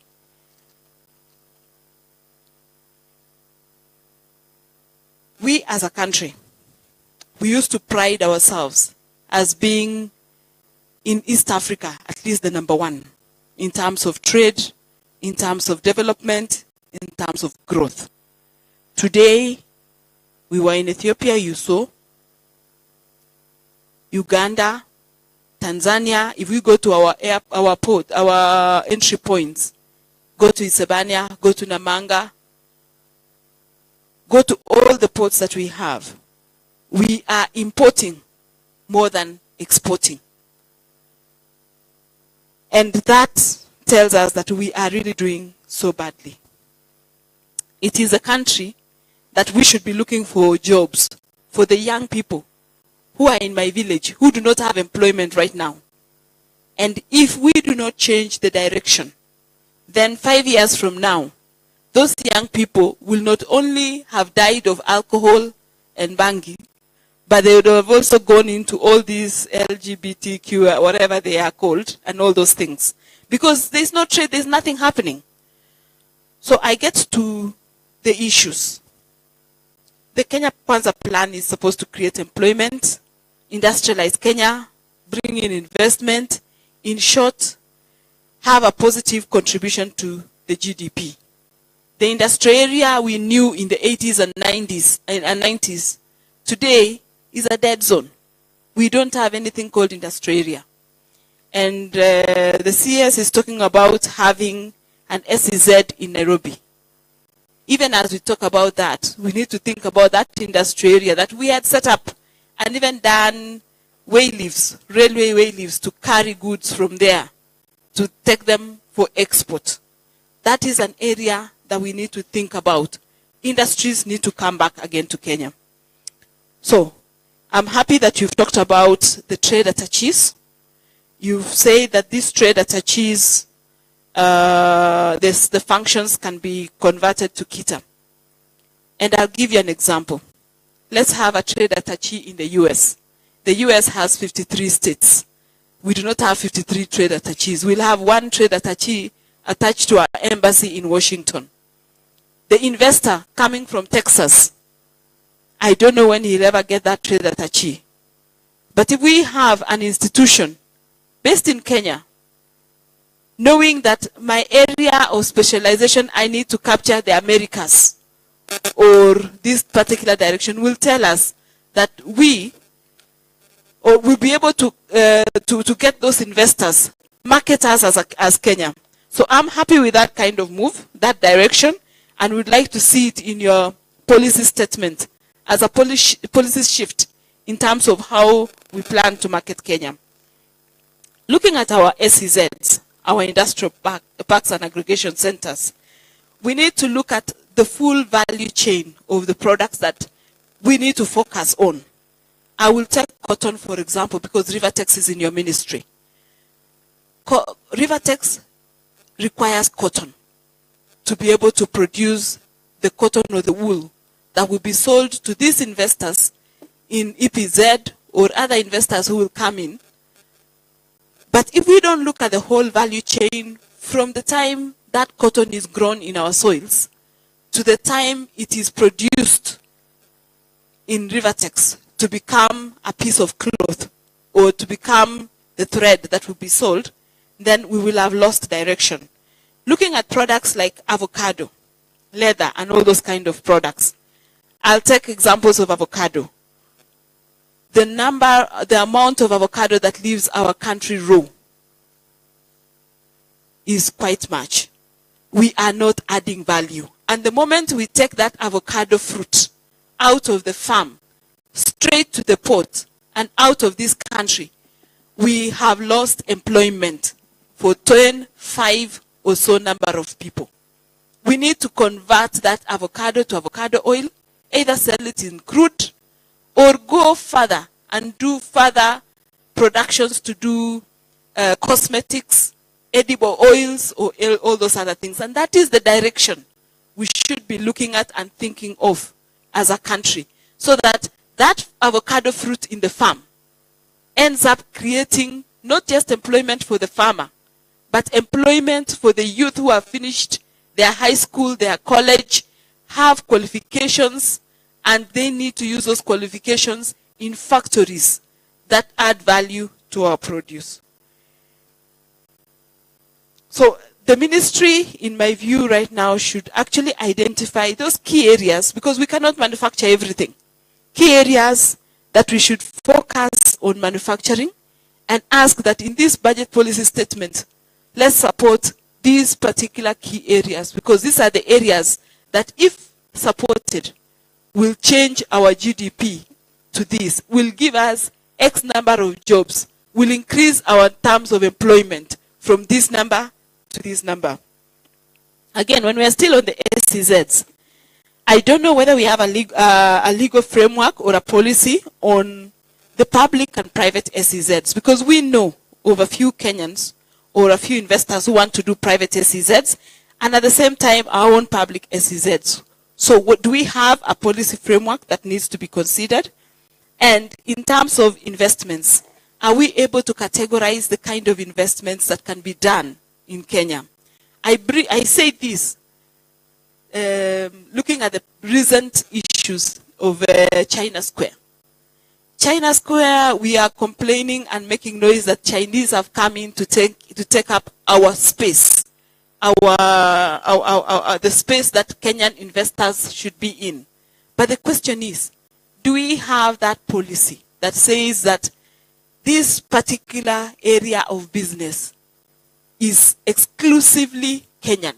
This particular area of business, investors can come in. And this particular area of business, Kenyan government can come in and invest directly. And I give that example and compare it with a company like Amazon that has wanted to come into Kenya.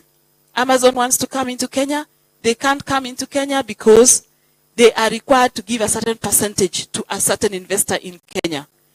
Yet, we know the structure of Amazon company may not allow that. So we chase away Amazon to a different or to a neighboring country, yet that company would have come to Kenya and created employment, created value, and also expanded our economy. So in terms of categorization of investments that can come, because again, this is a ministry that is looking at investments coming into the country. So do we have a policy? Have we set ourselves in a direction for investment? In terms of financing, we have not looked at the figures because we have not been provided. But I'm hoping in your policy statement, you have actually considered financing outside just the GOK funding. Because, and I'm happy the CS has said, he's been going out and looking for financing that is going to help. Because if we have to build this country, it is not going to take the 23 years you have talked about. We've got to transform this country within the 5 years that we have. And in those 5 years, we need to change and transfer. And to do that, then we not only need to depend on our Kenyan economy.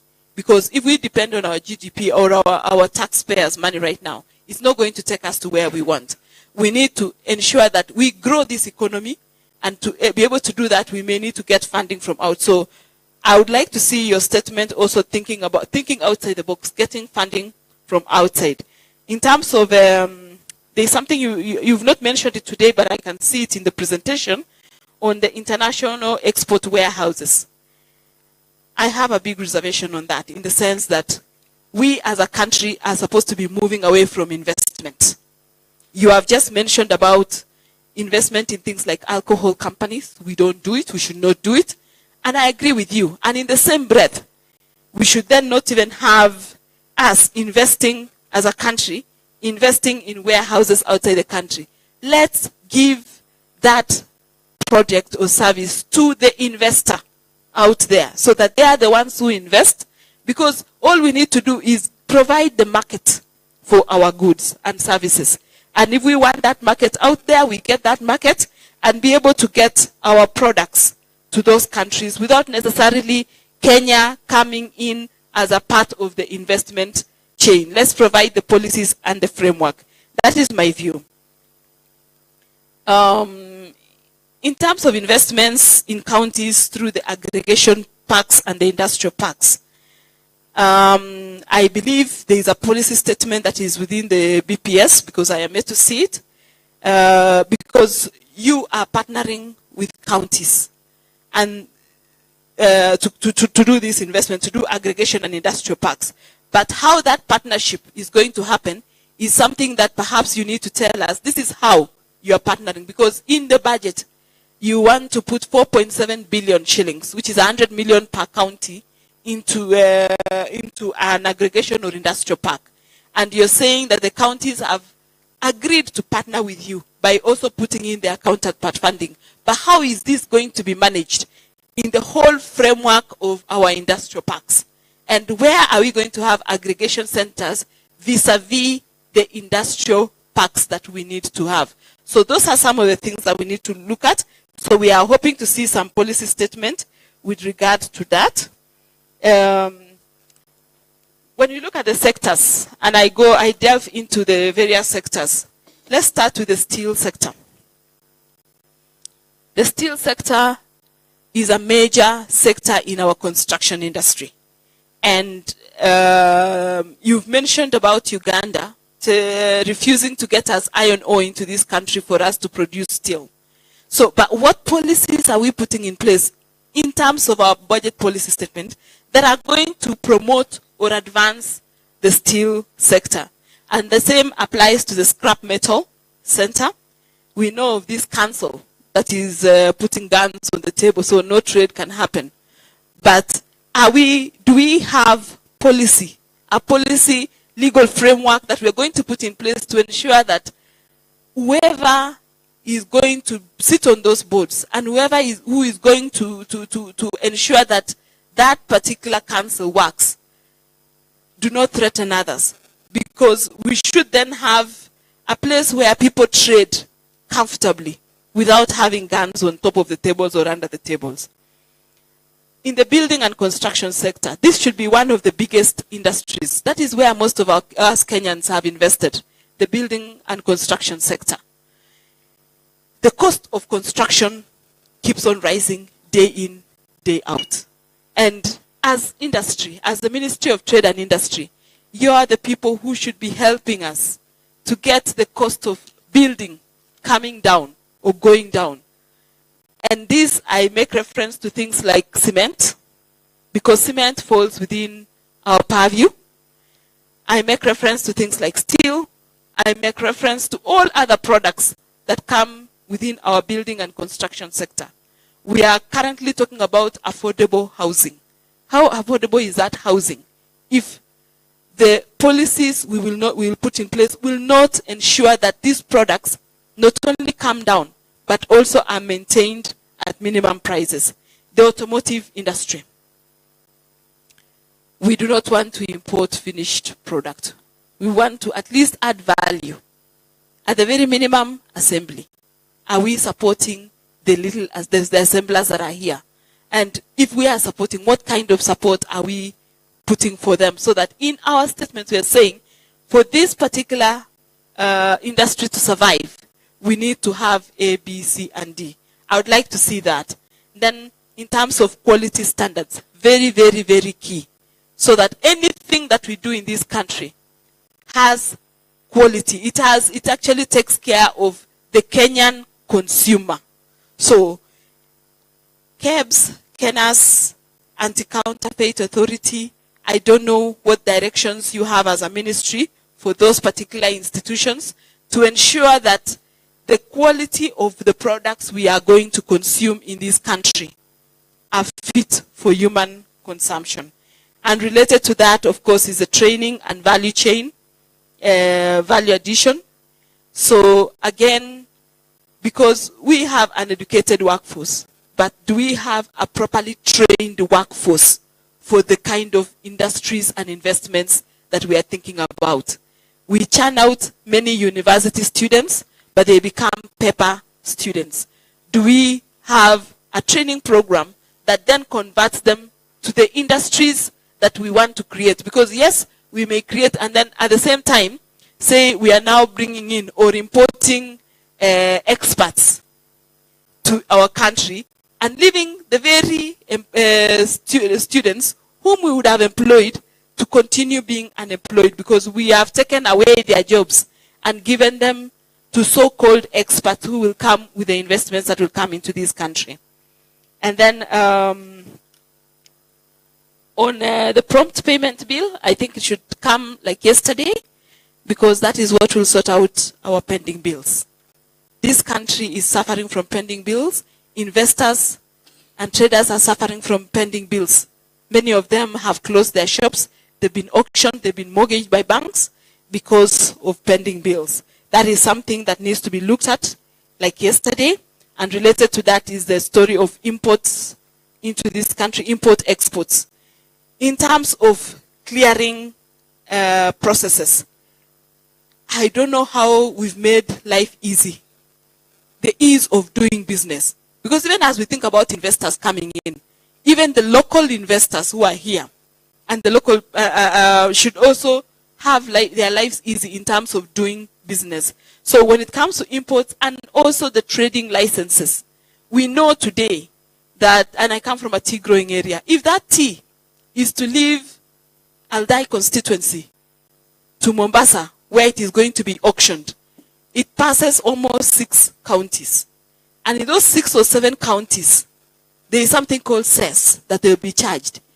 If by any chance that investor has a vehicle that is branded, they are also charged branding fee from one county to the other. So most of these people go with cars that are not even branded. So they don't even sell their product within Kenya because nobody knows their product. Ketepa cannot possibly have a branded vehicle because they will be charged from one county to the other for advertising fees. So in terms of ease of doing business and regulating or having one of those, one trade license, as we negotiate and as we talk to counties to do these industrial parks, are we also talking about what is the ease of doing business? How are we going to make our lives easier? So when a person comes to invest, the total cost of licensing is this, and this is the one-stop place that you will get all the licenses that you require, and this is the one-stop place that will harmonize all the licenses and all the issues related to setting up and running a business. So of course that becomes also the one-stop shop. We also need to hear from the ministry in terms of the trade agreements. We know that a country like Ethiopia is losing out on investors because of their loss in AGOA. They have been thrown out of AGOA, and those investors want to come to Kenya because they find Kenya still has AGOA agreements. But for how long will we have? Do we have them? Have we negotiated? Have we renewed? And what other agreements have we put in place so that as we talk about investment and attracting investors, we are telling them these are the agreements that we have, that we can tell you, come to our country, invest in our country, and you will be able to benefit or reap from those investments. And then finally,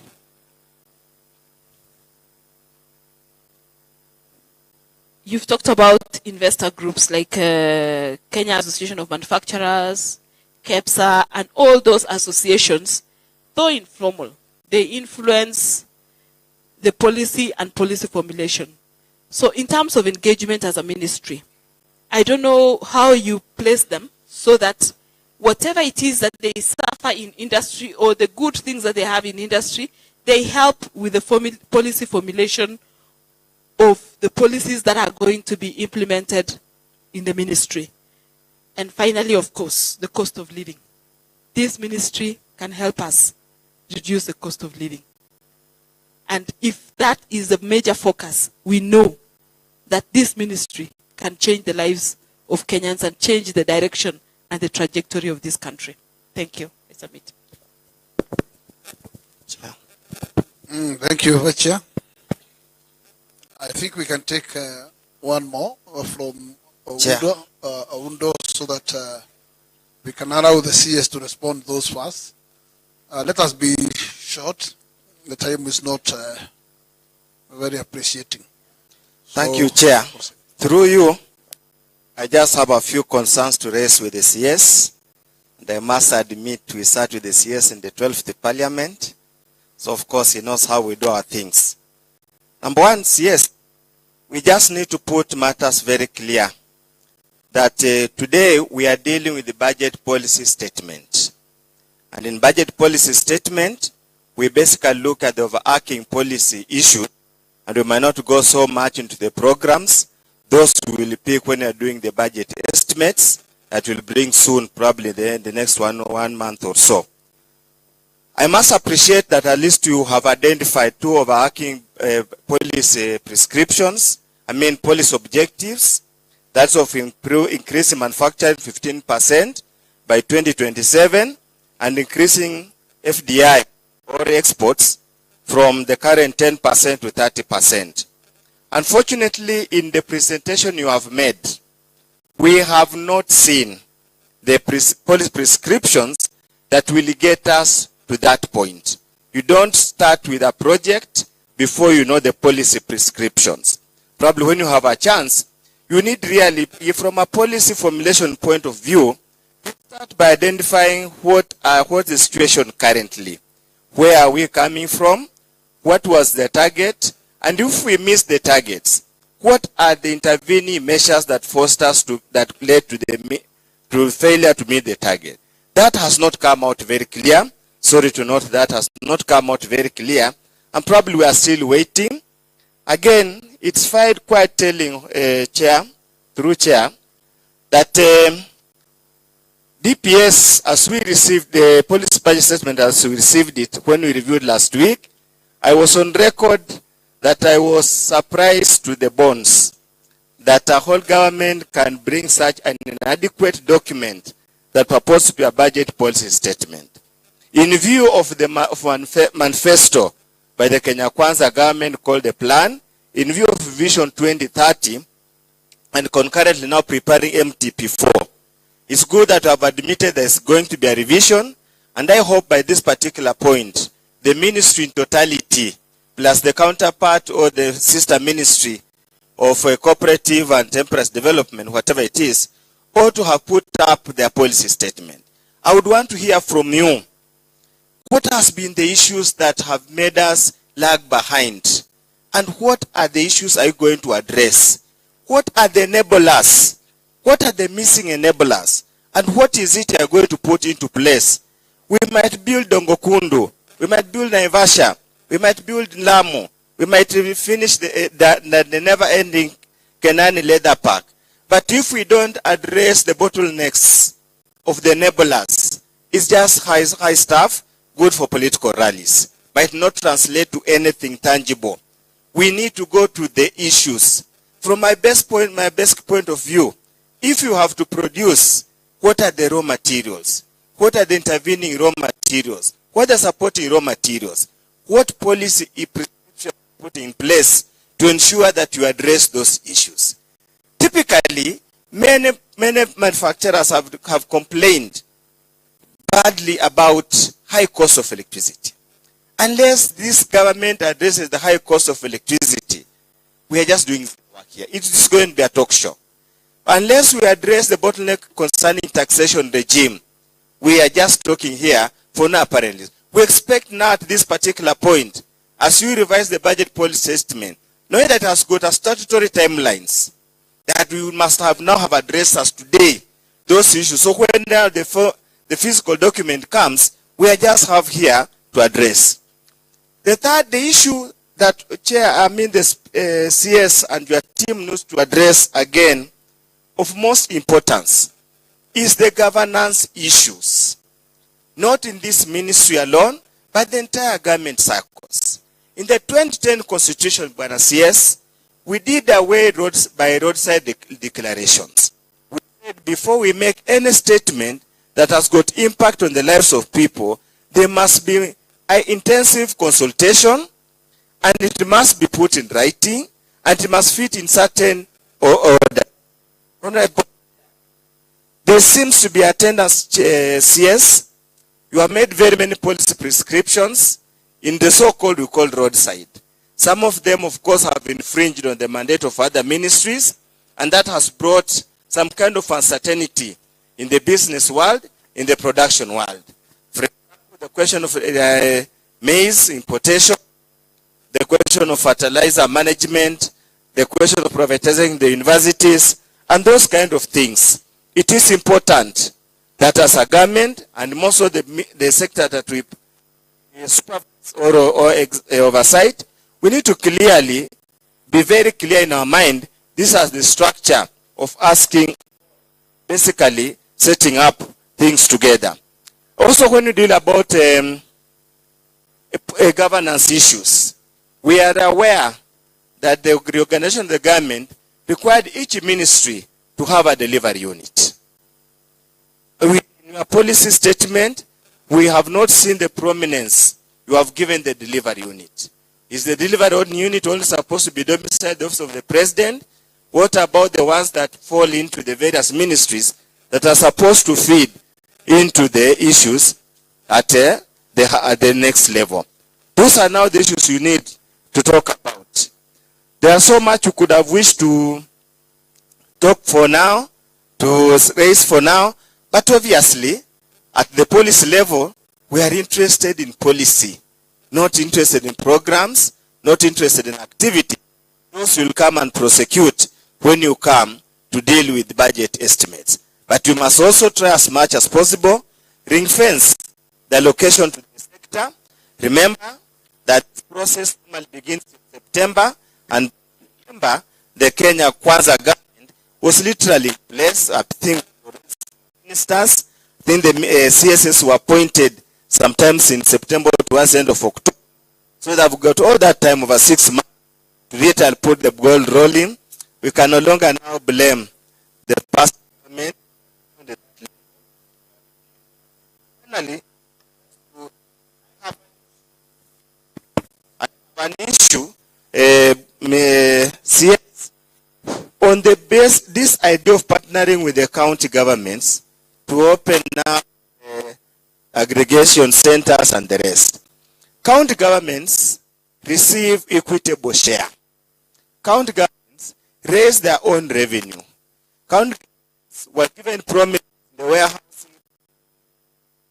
That's where the matter. For sure, they must prove to us what have they done since they came into place. Instead of pumping money into them, yet we see no reason to give them money. The national government already has too much in its hands. It can keep on pumping into county government, and county government has got their money. As I said, much more will be discussed when we bring your budget estimates, but for now, let's deal with these matters, and probably if time allow, we could have supplementary questions as we move forward. Thank you very much. Allow the CS to respond to those. If you can make them short, CS, so that we can allow other members to also ask their questions. Thank you, Madam Vice Chair. On your specific issues that touch on BPS and the allocations, because I hear Dr. Undo very well, Mashimua, and I totally agree with him on the purpose of BPS is really on the policy statements. But I will say this, that the estimates, this is a cycle, this is a process. If you miss the boat on BPS, you miss a boat on all these other statutory timelines and documents, it will have a bearing on the estimates. I mean, the estimates cannot come from out there. I mean, it has to be based. The purpose you have the BPS really is to actually give a direction on our fiscal measures, so that whatever is appropriated by 30th of April must be seen to, I mean, that's the spirit of our budget making process. So therefore, it's a very interesting discussion. I think it has happened over the years between what gets into BPS and what gets into the estimates. But remember also, the BPS has an animal called the ceiling. If it was not for the ceiling, we would not be even talking about this. I think Parliament in its wisdom needs to look at whether to unbundle the issue of the ceiling from BPS and put it in the estimates, because they confuse this entire process. That when we are thinking policy, and I agree with you, I wish this is just a policy discussion up there. But because we have the issue of the ceiling, and because of that, you can't avoid talking figures and what to put in there. Let me invite my two PSs to touch, to respond to the questions, especially by the Vice Chair on the substantive issues on the BPS. I'll start with my PS for industry. Thank you, Chair, and thank you, CS. I think there was a question on whether we have answered the questions according to the questionnaire that we were given. yes, we've done, and we did this State Department by State Department. We have requested CFOs to share with you information that has been prepared according to the way you had prescribed. Okay, is it possible that they circulate that? Because we do not have it. It's going, yes. Okay, thank you. Maybe if I was to respond to a few issues, then my colleague will do the same. I agree with the chair that as a country, I think we've had difficulties attracting investments. As we talked before we came into office, we find that even countries like Rwanda were actually attracting more FDI than ourselves, but we understand where we have come from. Through the leadership of our CS, we have put together a very concrete mechanism that's looking at issues of investments and also constraints that have made people not to invest in Kenya. You have rightfully indicated issues of power, taxation, and general. I think investors also think that our labor is quite high, although I don't think so. But the issues, we have a whole department that's addressing ease of doing business, and we are having a very comprehensive approach in terms of looking at what is it that has made people not to invest within our country. As you notice when we have traveled within our neighbors, when we are here, we also notice that some of them are also having challenges. But I do agree with you that we used to actually think that Kenya was doing quite well. But when you go around, I mean, you saw it in Ethiopia, nearly 400 kilometers of dual carriage way. So even the infrastructure, the policies, and power, for example, is quite cheap in some of these countries, and we are already addressing this both with the National Treasury, IPRA, the Ministry of Energy, and we are hoping, currently there is a review of the power tariffs, and we have made our presentation and our proposals, and we do hope that this can be addressed, Chair. The other issue that I would like to look at is the issue of prompt payment. I think we have indicated already this has been published in the Senate. The draft, I think Senate has already published and is calling for public participation. One of the big issues that we have seen around Kenya, Chair, is that there is a lot of scope for Kenyans to invest in industry, but we have not marketed. So most of the Kenyans who have money tend to invest in hotels, they invest in real estate, so people are buying land, building houses. But if you look at money in terms of what is available within the market, what we realize is that it's possible for Kenyans to invest in industry if we create the right environment. And one of the things that we are addressing is the issue of, through the county industrial parks, we are putting together an incentive system that will encourage local manufacturers and also small people to be able to put up small machines to venture into dairy, macadamia, avocado, because these people cannot afford to buy land, to build a factory, to buy machinery. But through the county industrial parks, we are providing ready-made sheds where small investors can buy a small machine and start to manufacture. But we are also seeing that there will be challenges because the way our supermarkets buy from us is 90 days, 60 days, and sometimes they take forever. They pay you in small bits, even when you have supplied a very small consignment. So the prompt payment bill will really help to address this in terms of if we make sure that everybody is paid on time, and there will be penalties and interest if you don't pay in time, then this will resolve that issue.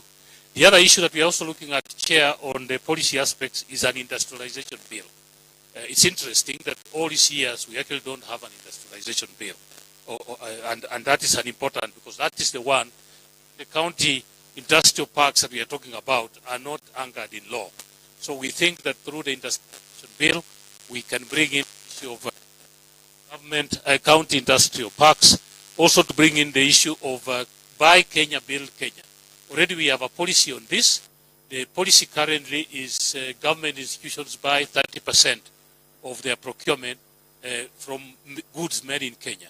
But we don't have an act of parliament to really enforce that. And we think that through the industrialization bill, we can bring in the issue of Buy Kenya, Build Kenya, and also the issue of local content.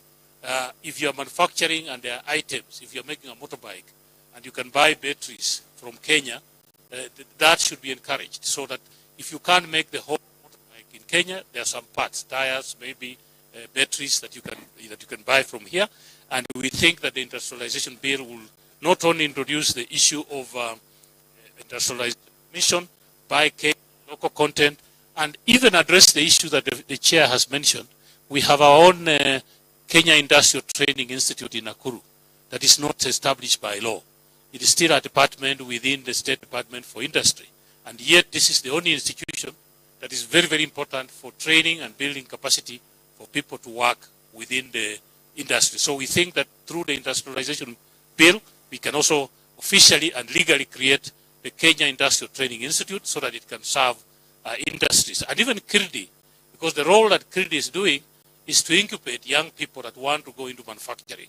So the way I see it, we don't actually need a separate KIRDI bill, and KIRDI is an incubator of industry nested within that area.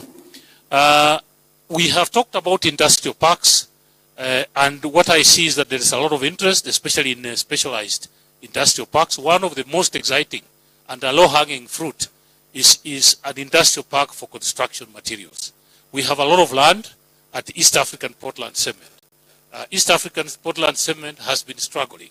And yet, if you want to build a house in Kenya, tiles, you go north, roofing, you go south. So we would like to put a one-stop industrial park at East African Portland. If you go there, you find solutions all the way from machine stones, plumbing equipment, electricals, if you want solar, heating, and everything. So if we can do, and this we can do with in partnership with private sector, that if one goes there, you can be able to actually buy a whole house in that area.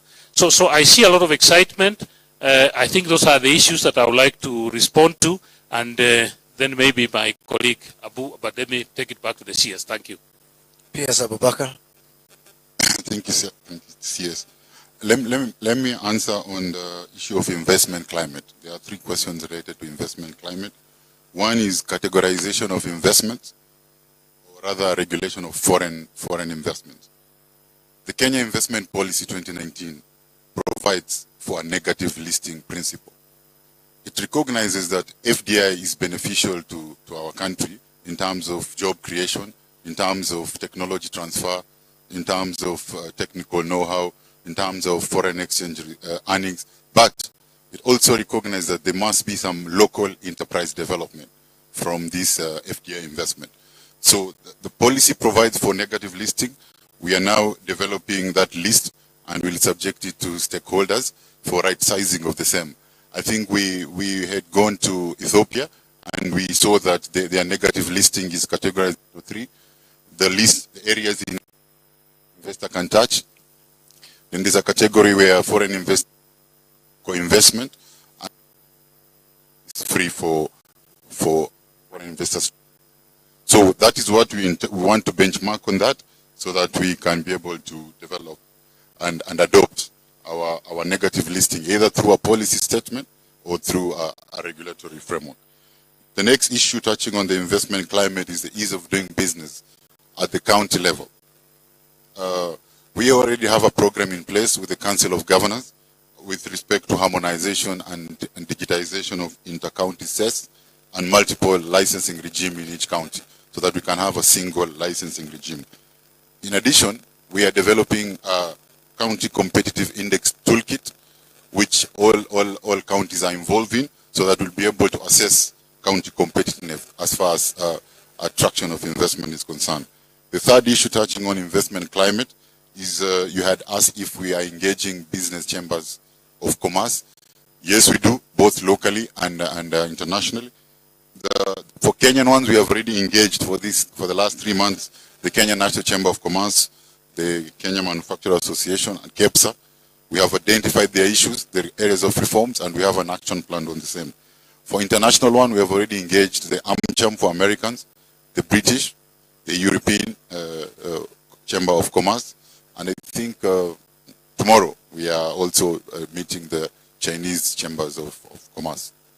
Thank you. Thank you, Vice Chair. Let me wrap up with some responses on the general policy issues. Madam Vice Chair, you raised the issue of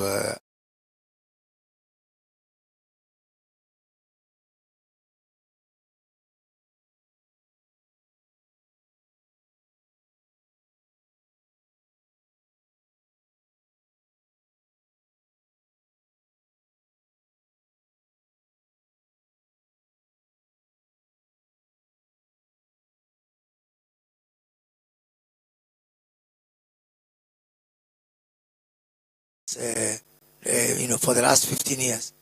And we've been told there exists a very big market in DRC.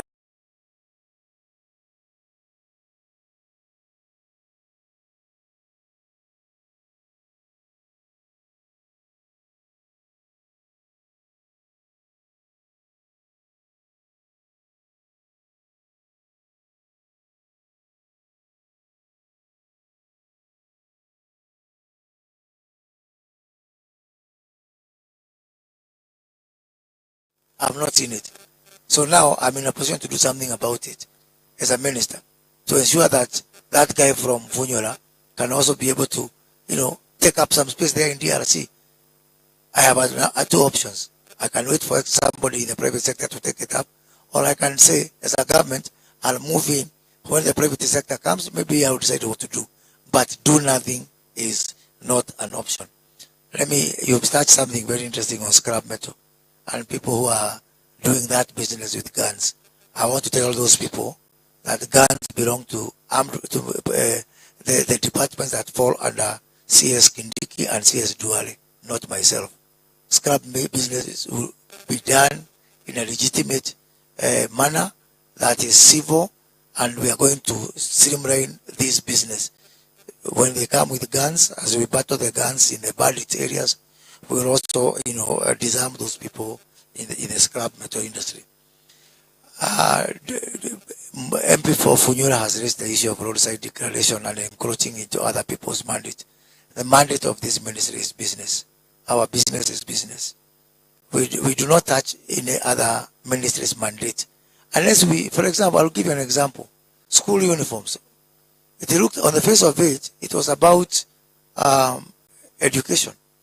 But are you aware how many people had their tailoring shops out there in your own constituencies who had to close down because teachers have conspired with the people who make school uniforms? That is what we call unfair trade practices. And they have locked out all those small people within your constituencies. And we don't speak from point of no information. We get cries from business people. What am I supposed to do with my tailoring shop? This school has conspired with some big guy in Nairobi. They have a side business for supplying the uniforms. Please, at that time, I am speaking for the business person down there. Cost of living now is a shared responsibility between my ministry and the Ministry of Agriculture. So sometimes you'll find initiative coming from Ministry of Trade. Sometimes you'll find initiatives coming from Agriculture. But the good thing is that we have got a whole of government approach. I'm sure you've not seen any minister complain about my mandate being encroached. We are one government, and we're really working in a coherent manner. And because you've raised this issue of universities, let me say again, even if I don't see it, it will happen. And you'll see over the next 2 years. Situation. I don't have to say it. I can keep quiet and wait for it to happen. The crisis that is about to hit our public universities is monumental. And I'm saying this as a lover of education, first of all, on a personal level, because I'm a product of education. But today, even when we start to raise our national savings, our public universities are not remitting pensions. They are not remitting SACCO contributions.